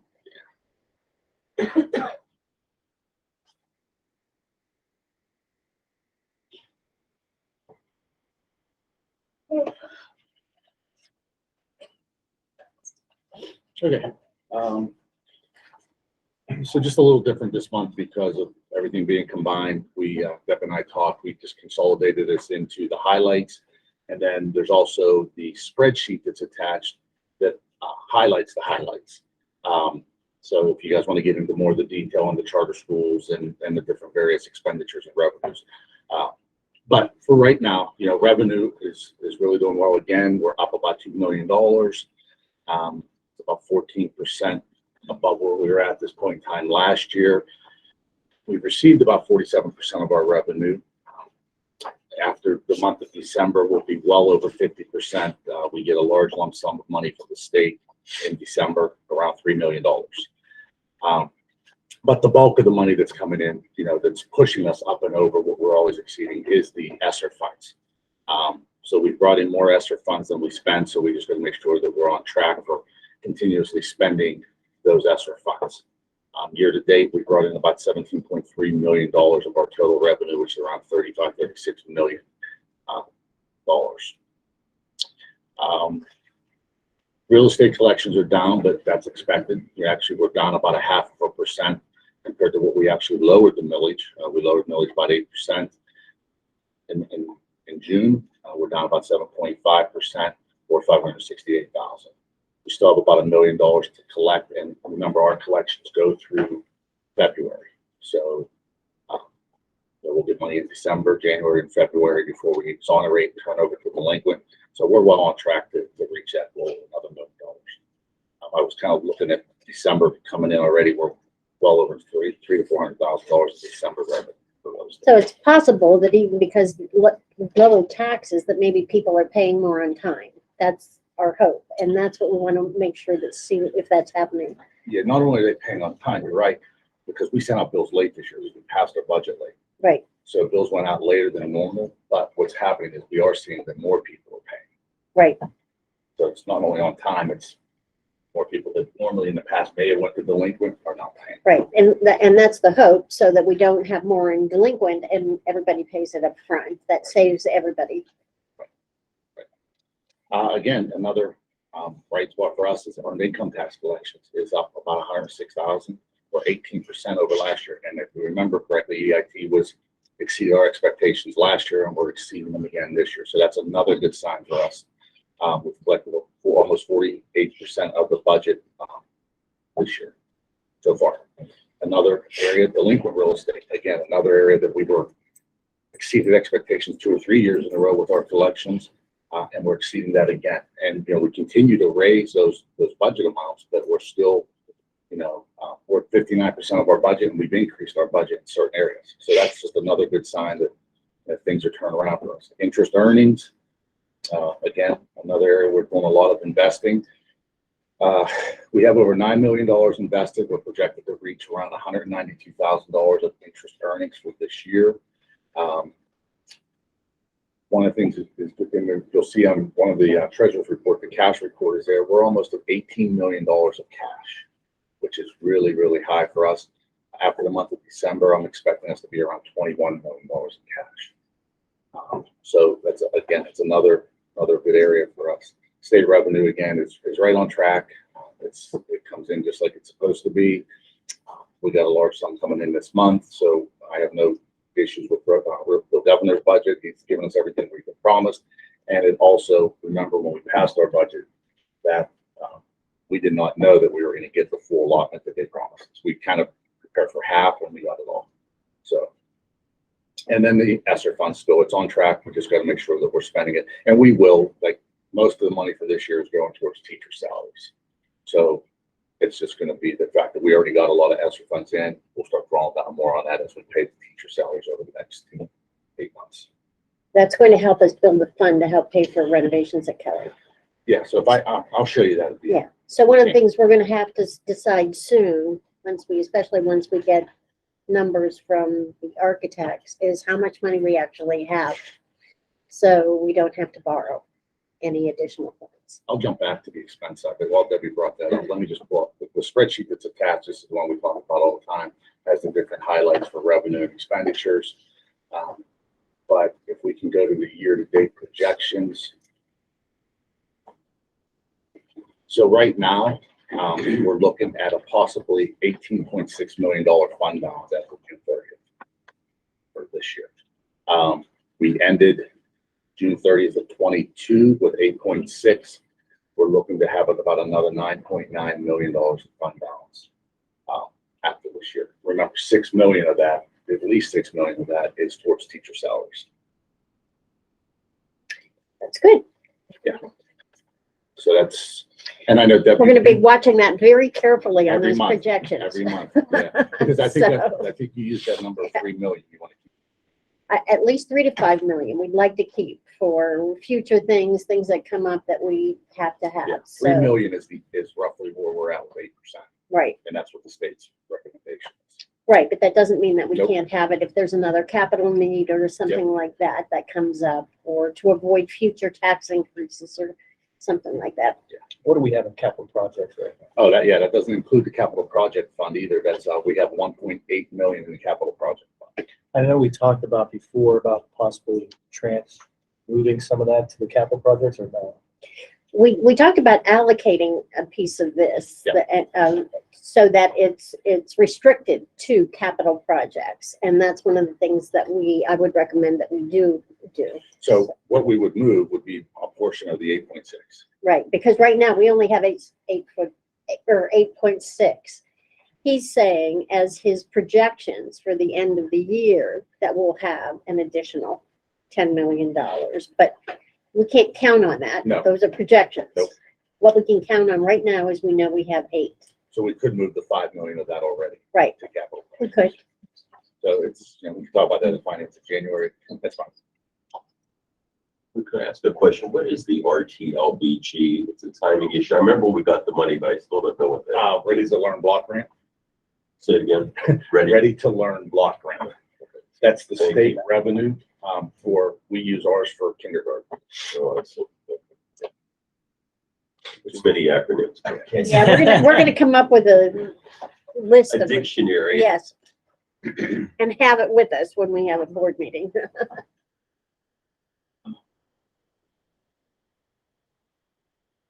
Expenditures. Expenditures are a little bit higher than this point in time last year. We've spent about 30% of our budget, which is below what we should be spending at this time. Most of that 1.1 is in tuition costs for charters. We spent, if I could just jump down to the charter school costs, you can see that we spent 900 down towards the bottom, next to the last bullet point. We spent $988,000 so far more this year. That should be increased. I forgot to change that. That should be increased. That's my fault. Increase. So we are within our, we still are within our budget.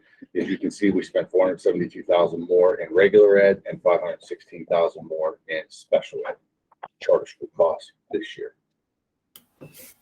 Hey, Rick, based on year to date for charter school costs, what are you seeing as a end of year number? And if it's if that's kind of difficult to predict right now, is it going to be significantly higher or lower than last year?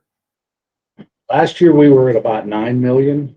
What we're going to start doing, Debbie and I talked about this last month, Ed, we're going to go back to where we chart the charter school student numbers for the year, whether it's special ed, regular ed, and whether it's brick and mortar or cyber. And then I'll have a better number for you in January. Okay. Okay.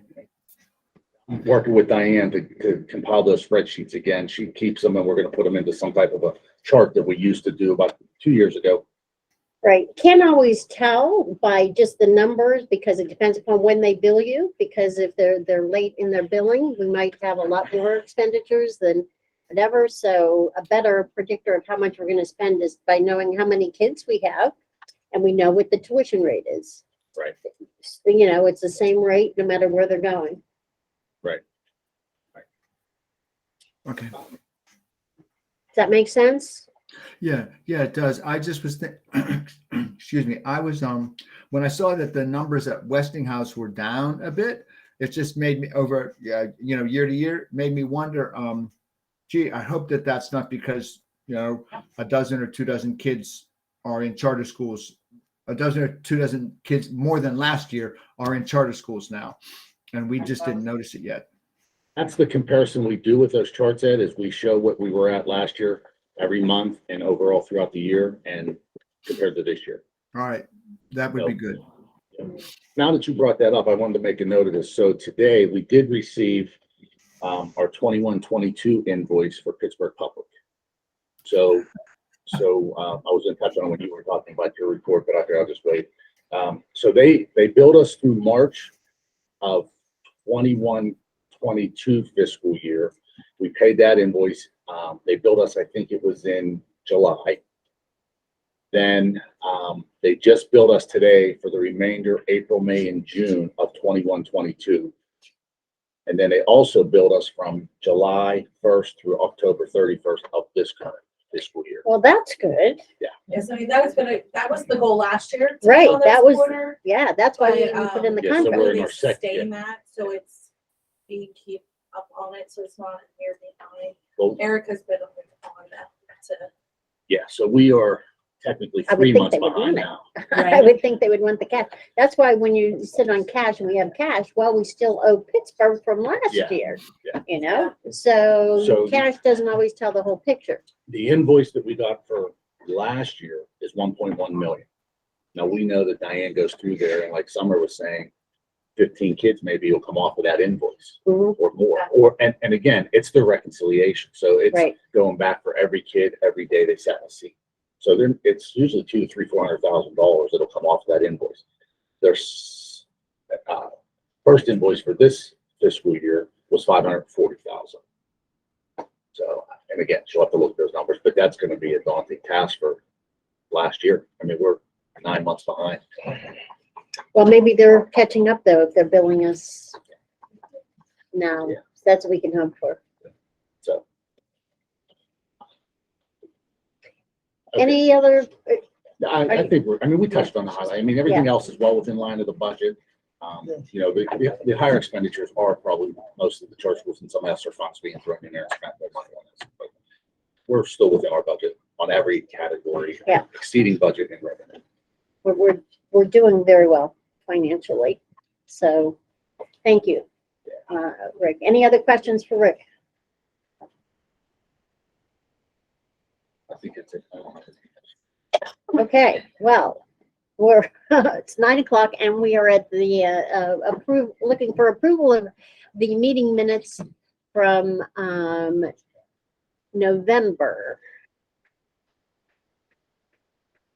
Can we have a motion? Yes. Okay. So, I just have one question for. This is the November 22nd. Yeah, for Dave. Talk. We mark her as here. Can I take her off? Should I take her off? Yeah, she's not voting. I think that's fine. Okay. Let me just give me a minute to. I thought she was going to call. Oh, is she? She was Is she supposed on? to, but I don't know. I didn't see her. I don't know if she's on there. Yeah. Taj, are you here? Can you just put not voting? I mean, she's Or she'll mark it off.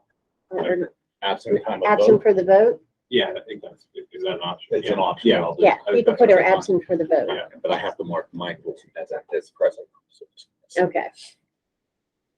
But Michael was present before not too. the roll call. Not for the whole thing. Oh, I had to drop out. okay. I couldn't hear it. Oh, okay. I couldn't hear. All right, so we're good. So. Okay. Yeah. So we already have a motion. Do we have a second? All in favor? Or put that, I guess we don't have to do that now. We have our,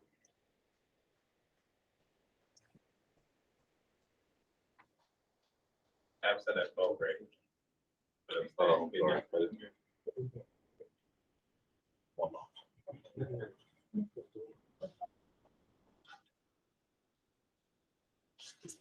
Denny, Yes, please, go on. still slow. You want me to just vote yes? Yes, please. Okay.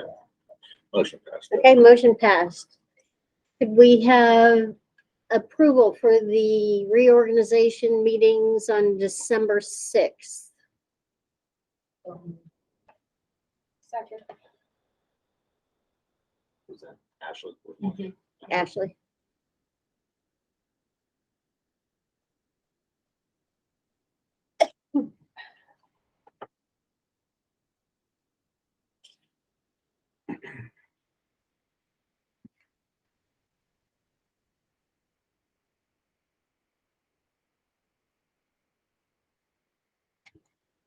Michael? Yes.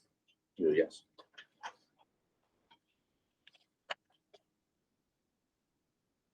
Okay, motion passed.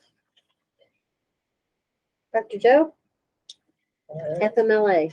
Board actions request to approve an FMLA for Brenda Coyle beginning January 3rd, 2023 through February 9th, 2023.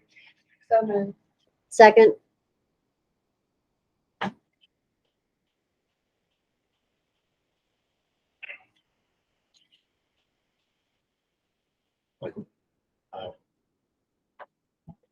Yeah. Yeah.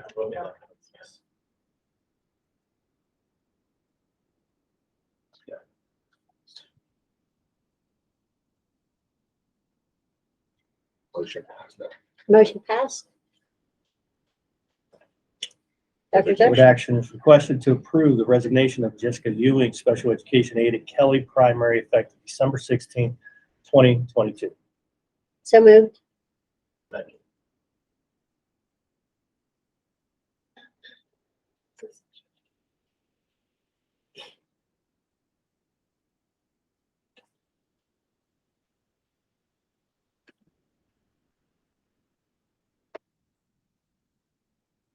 Michael, yes. Yes. You need a sign. Yeah. Wiggle your nose or. Motion. Motion passed. Board action is requested to approve the resignation of William Gonskowski, special education aide at Turner Intermediate, effective date December 22nd, 2022. So moved. Did we just do him? Just. Did we have a second? Did you second? Yeah. One need a second.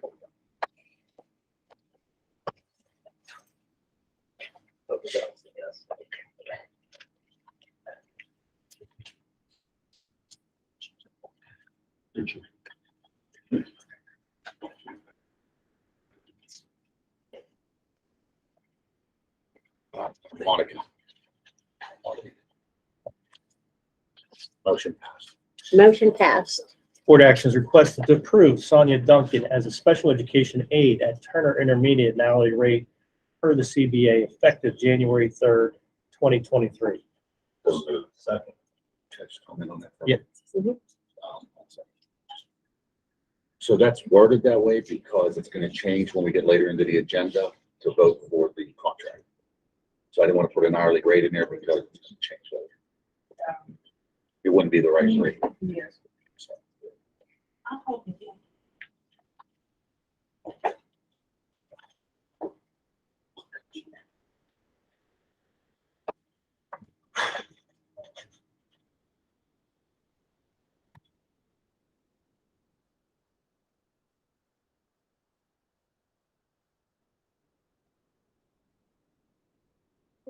Motion passed. Board committees, joint tax. Ed? I guess maybe that should change to me. There was no joint tax committee meeting. There was no meeting, right? Yeah. Forbes Road, Michael. Yeah, it was a simple reorganization meeting with a dinner and details of the dinner or roasted beef conversation. Shall I go on? Starving. We're all hungry. Yeah, many of us haven't eaten yet. Yeah. I'm sorry. yeah.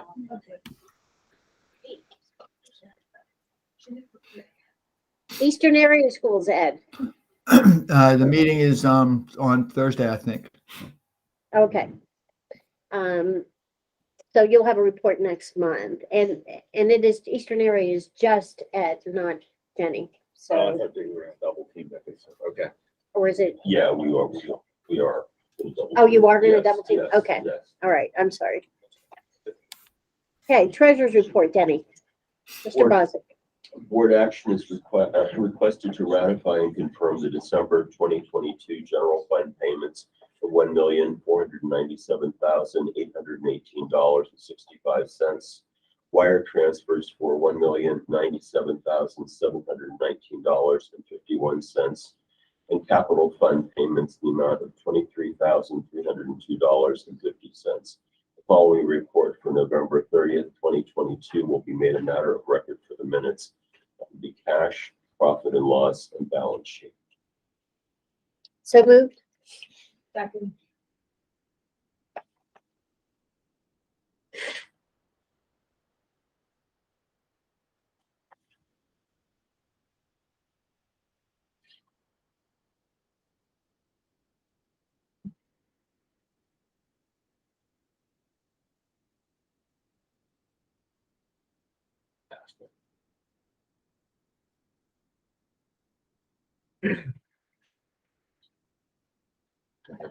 Yeah, I'm sorry.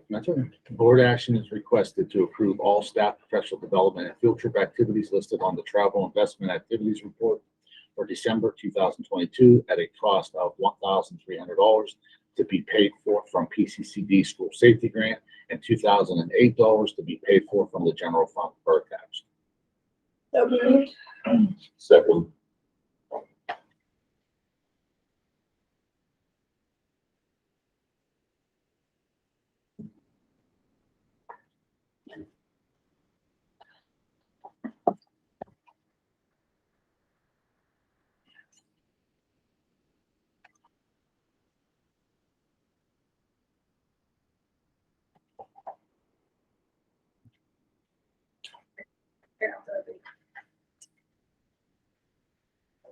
Motion passed. Motion passed.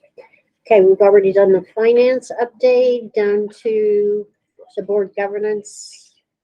This is the WESPA contract approval. Board action is requested to approve all staff professional, oh, I'm sorry, I'm reading the wrong thing. Why is it showing me this? Board action is requested to approve the 4-year WESPA collective bargaining agreements for secretaries, paraprofessionals, custodians, and maintenance employees effective July 1, 2022 through June 30th, 2026 per the attached agreements. So moved, Ed. Second, Debbie. Good job. Good job. And thank you, Ed, and everybody who worked on this, Yeah, thank you. on this agreement. Again, I do want to help on the next one. We are allowed 4. So We already have 4. we know, we have myself, Monica, Ed, and Amanda has asked. Okay. So I just wanted to get, I'll be here as y'all talk about it. I wanted to. Yeah, we can have an alternate maybe. I don't know. I have to talk to Matt. Yeah. Motion passed. Motion passed. Yay. That's a big one. Yep. Hey, Deb, when it comes to the negotiating team, you know what? I think I might have messed that up. Ashley asked to be on that team either last month or the month before when we talked about it coming up. And I just don't think I passed that information on to you. So we ought to at least find out if she can be, an alternate, or she could take my place sometimes or something like that. So I apologize, Ashley. I didn't pass that info on. I remember you specifically saying you wanted to be on the team. Yeah, thanks, Ed. Board action is requested to approve the contract with Maxim for school psychologist services at a rate of $110 per hour and not to exceed $88,000 for the remainder of the fiscal year 2022-2023, contingent upon solicitor recommendation being accepted by Maxim. So moved. Second. Go ahead, Michael. Second it. Oh, there.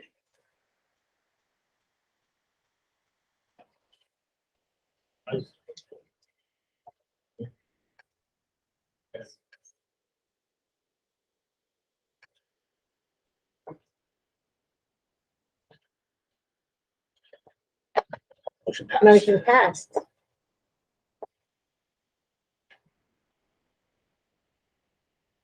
Board action is requested to approve the extension of the current agreement with the Allegheny Intermediate Unit for special education contracted services with Ms. Lori Sutton until the end of the 2022-2023 school year. This will be an additional 20 days at $678.57 per day to support the implementation of the autism initiative in the district at a cost not to exceed $13,571.40. So Second. Discussion?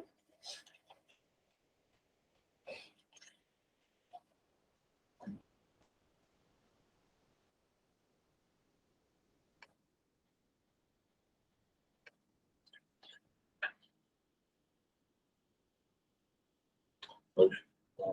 Mike, oh, Michael, I'm sorry. Sorry, Mike. Motion passed. Motion passed. Internship. Yeah, I apologize. I don't know if I did. I get that information to you on this one? Yeah. Okay, I did. Okay, just curious.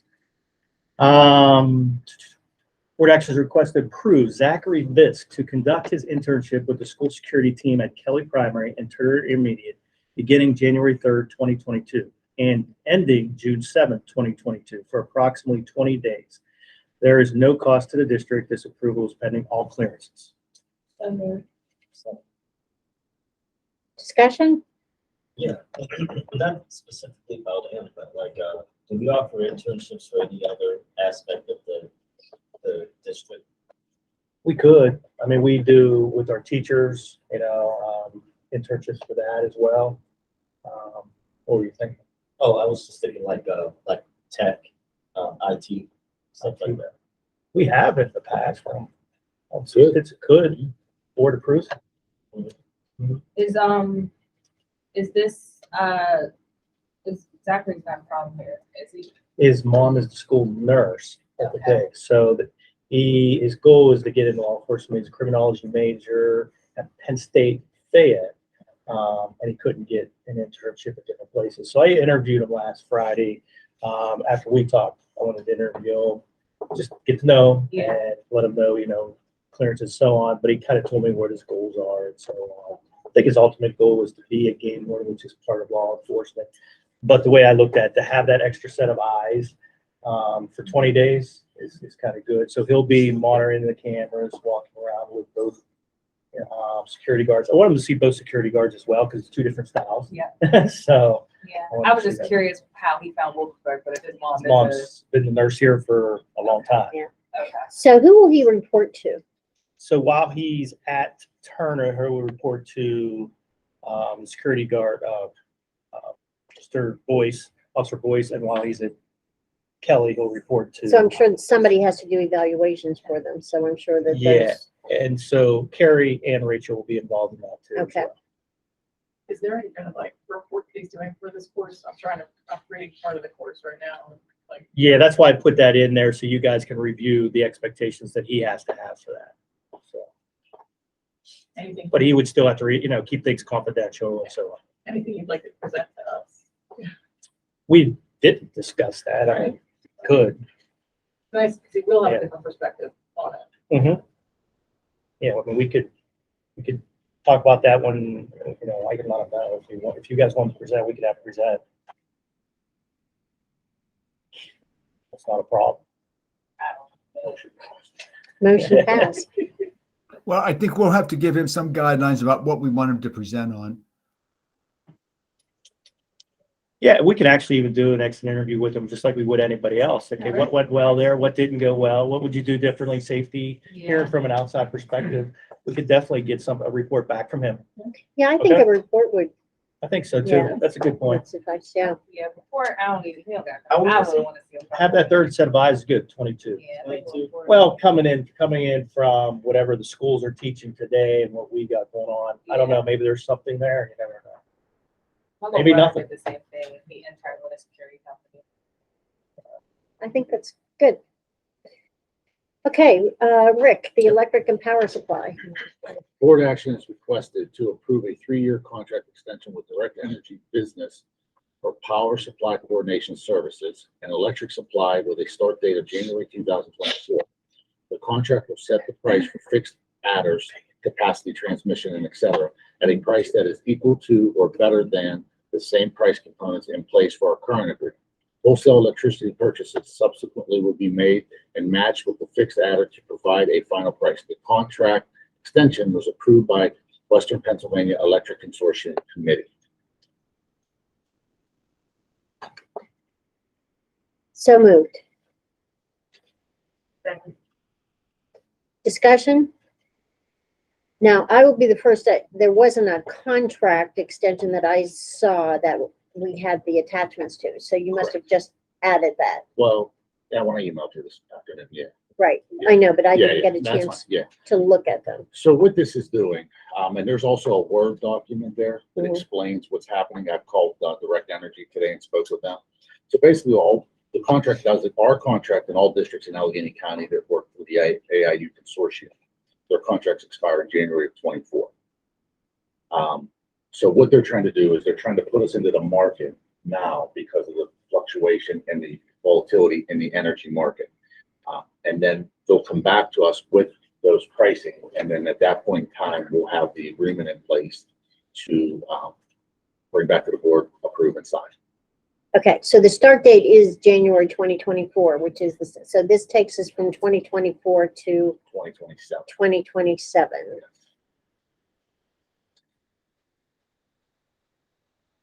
So this is through the consortium. This is not really through the AIU. This is the AIU manages this program. It's through all the business managers throughout Allegheny County. So they pull together to get the best prices for this electric services, which they are going crazy right now.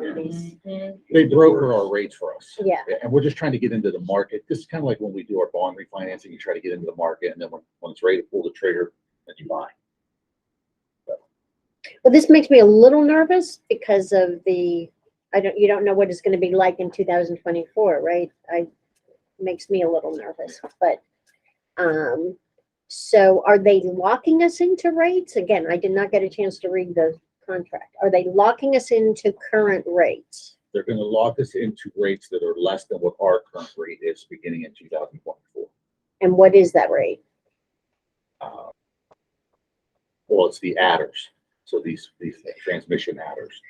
So do we have to, is this timely that we have to do this now? yes, I think on the original email Dr. Joe and I saw, it said it has to be done by January for us to get into the market with the rest of the districts. Yeah, we just got this email not long ago, right? Yeah. So it's a Duquesne Light discounted rate for schools, is that right? Yeah, right. And what they do is they buy it in bulk for all the districts, and they know what our usage is based on our current inputs. And if we don't do it, what's our risk? Paying a lot more than what we're paying. Yeah. I mean, we wouldn't get all the discounts. We would definitely pay more. But they're guaranteeing us that they're not going to sell anything. It's going to be less than what we're already paying.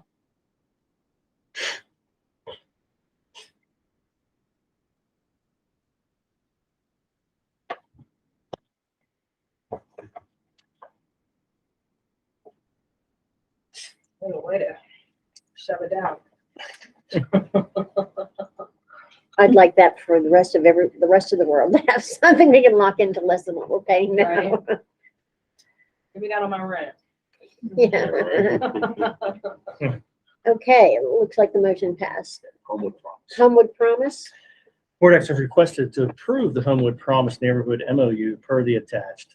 This MOU would be for the remainder of the 22-23 school year, and there is no cost to the district. So moved. Second.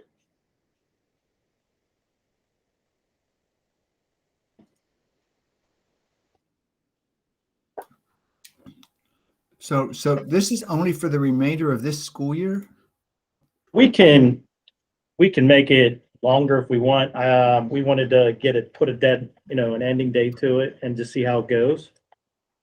I just was looking at the, and I don't feel well if I'm reading the contracts, but I was looking at the partner commitment section, and it says that we agreed to sustain this project once the grant funds are no longer available. It also talks about us having a representative to attend meetings and sharing staff and stuff like that. But so, I mean, are we sure that we can meet all these commitments staff wise, and without there's no idea of what the expense would be after the grant funds run out. So I'm not sure what we're committing ourselves to. When the grant fund ran out, we can end the agreement. What they need, I met with Walter Lewis. Actually, he was on the video tonight.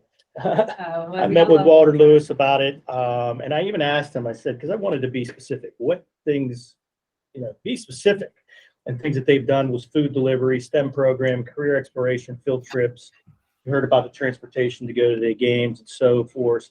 Resources for family, employment, housing, parenting, mentoring, tutoring, and so on. Now, there is no commitment. What they need from us really is a commitment so they can report to the state. There's a I'm correct on this, a $3 million grant out there. So they just need some commitment from the school to be willing to do this. As far as financial, if it fall through, there's no commitment for us to fund anything. But they have to show that schools are going to be willing to work with them to get this grant. And actually, 3 might be low. I think it was actually might have been even way higher than that. It was a large, it was quite a number. It was a very high number. So, Yeah, I mean, and I think Walter and HCB has always been really committed to like connecting with us because our kids are going to Westinghouse and they're in the schools. The guy that was there when I was mentoring there, he's no longer there, but they are really impactful, I guess, just with just cultural competency and just awareness and like those kind of like relationships that folks with HCB can build with the students. And they don't cost us any money. and we did have, remember, this was going to be on the agenda probably at least 2 to 3 months ago.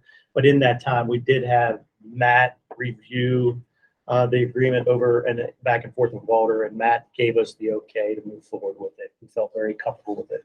Yeah, one of the things, Ed, was that I had asked them to look into. It does say provide in-kind support, and there's no amount in there, and we didn't have it. So that's the reason for the at no cost to the district Mhm.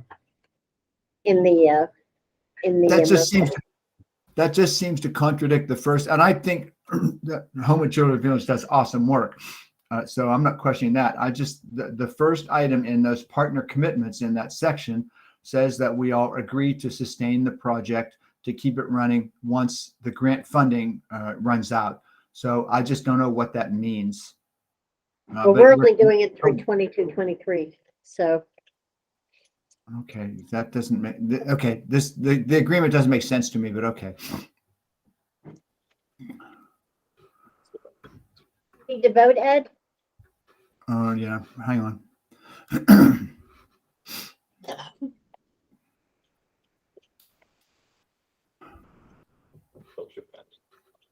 Motion passed. Traffic study. Board action requested to approve the proposal from Trans Associates to perform a traffic study at Kelly Primary at a cost not to exceed $7,900, contingent upon attached solicitor recommended changes to be paid for from the capital project fund. So moved. Second. Any discussion? Needed. Hmm? Yes, needed. Yes, for the parents who go to Kelly, I've already heard yes. Can we do it next week? Oh, my goodness, yeah. As you're out there directing traffic. Oh, my goodness, just even pulling up and picking up. Yeah, It's a safety issue, really. it is. Yes. It is. And crossing guard is amazing, but still.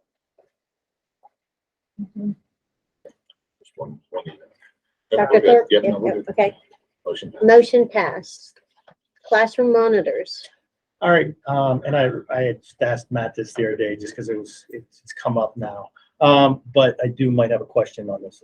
Board action is requested to approve the assignment when necessary of paraprofessional employees as classroom monitors pursuant to Act 91 of 2021 at an additional rate of a compensation of $2.15 per hour in accordance with the Wilkinsburg Educational Support Professionals Collective Bargaining Agreement.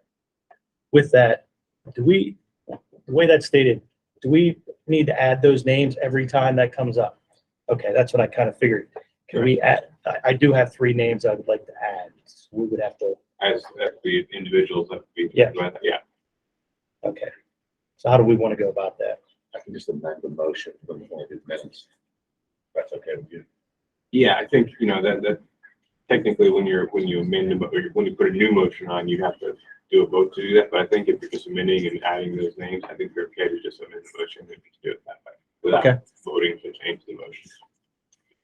Just give the names? Yes. Okay, so the names would be Christy Bovich, Sean McCarthy, SHA. SHAAUN, yeah. What was the last name, Don? Sean McCarthy. Okay. And Tricia Tokarski. So they've met the requirements to be able to perform this duty. I'm like, oh, Mr. Burton, no, this is yeah, the other. So just a question on, so I know, is this saying they're actually going in, or are you just approving them if they need to go in? If they need to go in. And this was the board action that Matt set. So it's only approved if they need to go. They need to go. Okay. Yes. So that ties to the contract we just passed, so we're ready. Yep. Okay. So this was a new, Thank a last minute motion. Well, we were sitting there talking the other day, and I'm thinking about this. I'm like, with the new This was put contract. in their contract, but But Matt, and I did clarify, Matt, that do we need to actually get a board motion on it? He says it's probably a good idea to get a board motion on it. So this rate not in the, It is. it is, that's what I thought. So we So, don't really have to approve the rate.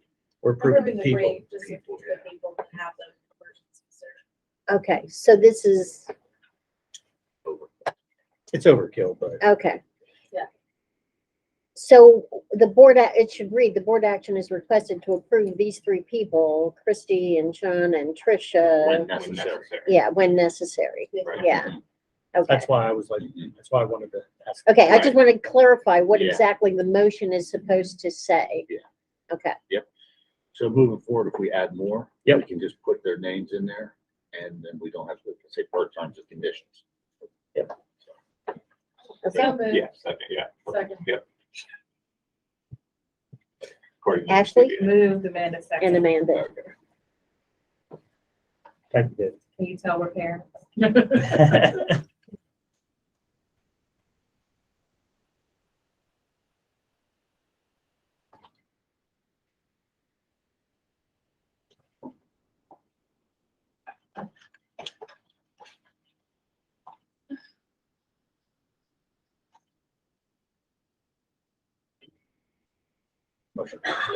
Motion passed. The Giza, All right, board action is requested to approve the GVRD to request qualified energy services company to submit requests for proposals for the Wilkinsburg School Board of Directors per attached. so moved. So any discussion here? This was what Bill had been talking about. That's what I was thinking, like, is this what he? Yeah. Yes, I'm like, this is what he was talking about. So this is the proposal. It doesn't Yeah. commit us to anything. We still have to hear pros and cons. It just allows them to go out and to get information. This is him going out to. Right, Proposals. to request Yeah, proposals. yeah. And it says very clearly in it that it doesn't commit us, we can reject all proposals.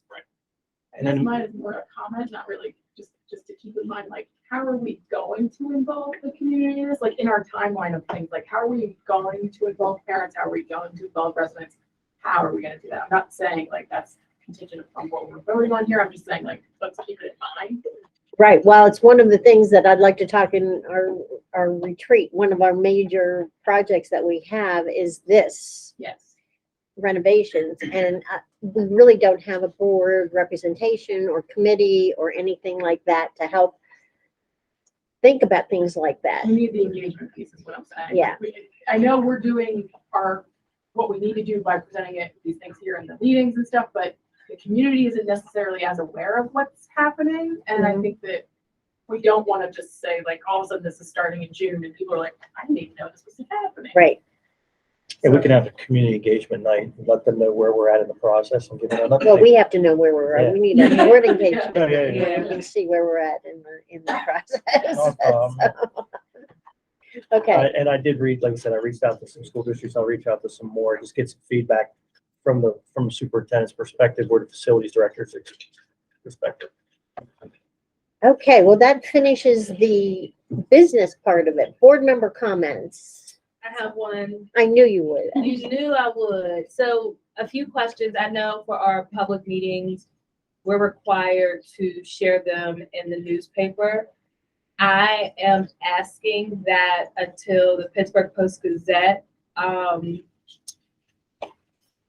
resolves their issues with their reporters striking, that we don't use them for our media needs. We use the Tribune Review.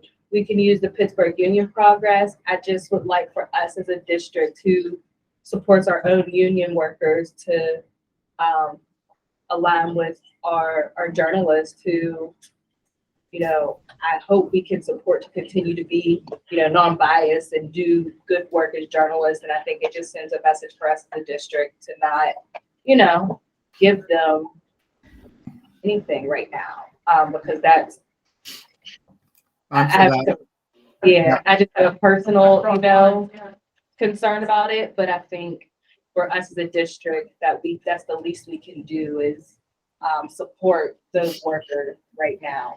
So I would tend to agree. How does everyone? Yeah, I'm in. Thank you.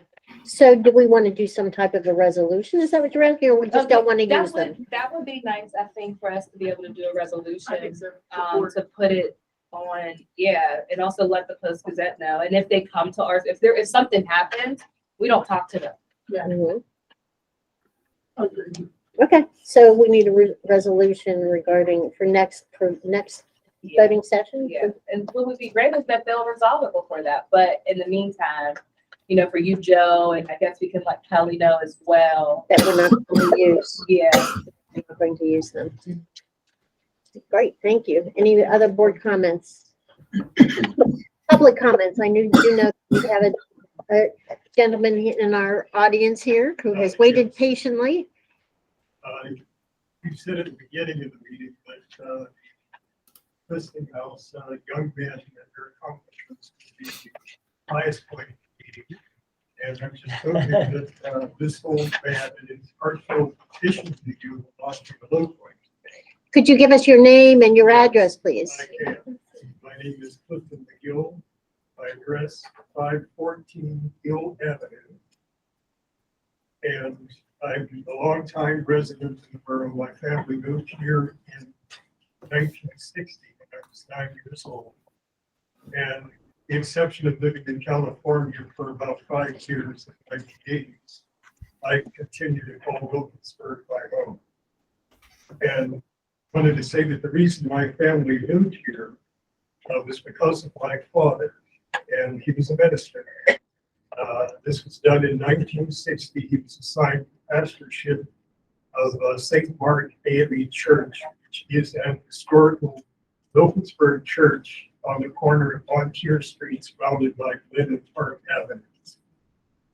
And I'm here this evening not to talk about myself, but to talk about him and about an honor that was bestowed upon him by the Wilkinsburg School Board after his passing in 1976. And that honor was the dedication of a newly remodeled and expanded playground adjacent to Allison School. And this was done in Dr. Hahn, I believe, was the superintendent of public schools here at Wilkinsburg. And as we all know, of course, Allison School was demolished. Also, the playground that's adjacent to it. The dedicatory bronze plaque that was an honor to my father was removed, and it remains unaccounted for to this day. And there was no notice of this action or suggestion of making amends offered to either the family or to the church or to the community. And I think this is kind of sad because it constitutes an erasure of a bright spot in our local history. But my father was working very tirelessly for both this church and for this community. And what I have, I can pass these out. And unlike a good student, I did not do my homework to find out how many people sat on this board. So I only have 7 of these to give to you. We can make some copies. Thank you. And these still the dedication of the plaque and a lot of public comment after my father's passing on his significance here in the borough. And what I'm asking you to do is just to extend me the courtesy of reading this document between now and your next school board meeting. And perhaps coming up with a proposal or plan to restore and permanently restore this meaningful expression of honor to my father and appreciation. Now, you don't have to obviously create a playground anywhere. What I'm asking for is to set aside a plot of borough-owned land dedicated to his honor. And I'm sure that. Yes, I have a suggestion. Why don't we just, I mean, honest that, Park Street Park is right there, and it's just named after a street. Doesn't mean anything. Your father was the minister right there on the corner. That's true. That would be, it's the second biggest park we have in the Yeah, world. and I actually don't like that it's Park Avenue Park. I think that's the weirdest. I played in the park many, many times. Yeah. I love the park too. Thank you for sharing this. Certainly, and I would like you to read through it when you have time, and just to see my passion about this. And that honor was very much appreciated by the family and by the church. And actually, they spurred me to make this presentation. And I will make it also to Borough Council and the mayor and the borough manager as well. But if I can return next meeting and see if you've thought this through, and I like the suggestion here, but of course it's, I guess, up to all of you. I would appreciate very much your Well, thank you. Thank Yeah. you for coming and bringing this to our attention. Yep. And I personally wouldn't be surprised if when we do that inventory of the high school things, that plaque is probably somewhere in that high school. It wouldn't surprise me. Now, I don't know for sure. I'm just saying that. It just, But didn't Hosanna House Allison School, and that was demolished by them? right. So maybe They that might would be have. another group to check when they did it, because Hosanna House owns the property. I could check with the Hosanna House tomorrow. Just, And the plaque may have been removed before the demolition ever occurred. Oh, I'm sure they would have, I hope they would have removed it, things like that. Yeah, that's actually unfortunate to hear that's how that happened. And I'm going to take this to the mayor this evening. So, On a positive note, I have to say that I had in Wilkinsburg High School, the best teacher academically I had in my life. And that was Louisa Marshall, 10th grade English teacher. Absolutely wonderful. And I hope I do her honor at some point in my life or at some times in my life, that she was a dynamic teacher. thank you so Well, much. yes, and Yeah. we are looking for alumni like yourself, who might want to, I think we've talked about getting an alumni group. we've already started talking about maybe alumni group and so on. So now I got your number. So now we have your name, Yeah. and we have your address, but would you like to give us do we have a way to contact you, an email or phone? Say it out loud. You could just, you want to write it down? Yeah. Write it down. Yeah. Okay. But this also has to go to Parks and Rec. Is it still 501? Probably. Yeah, that's what I would. Here you go. Can you Yeah. write your information on Yeah. here? School district. I'm Oh, wait, sorry. I'm assuming it would have been school district property. Yeah. At the, Mixed, yeah. at the time, if it was Allison School. You know, But yeah, Hosanna Mr. House McGill, would have definitely seen him had before. that. I don't even know when Allison School was demolished. So, Mr. McGill, do you know when Allison School was demolished?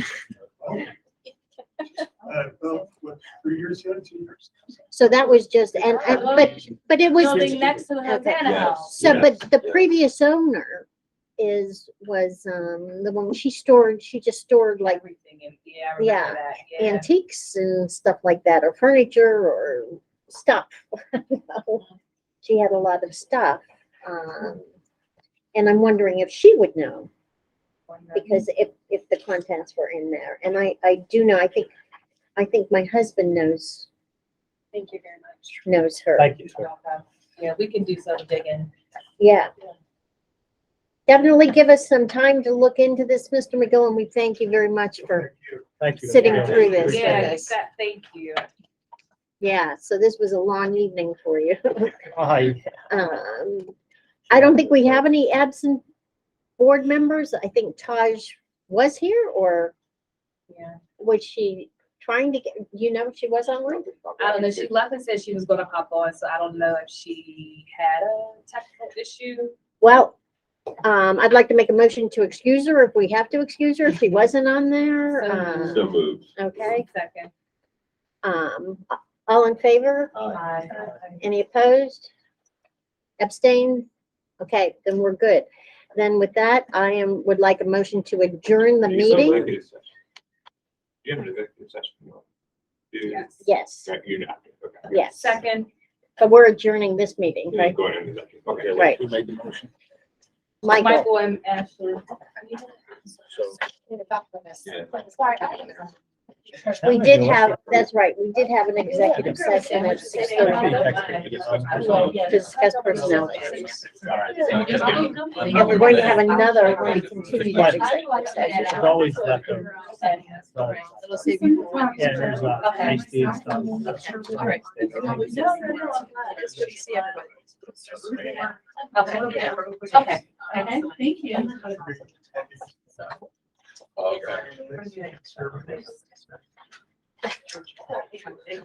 I know.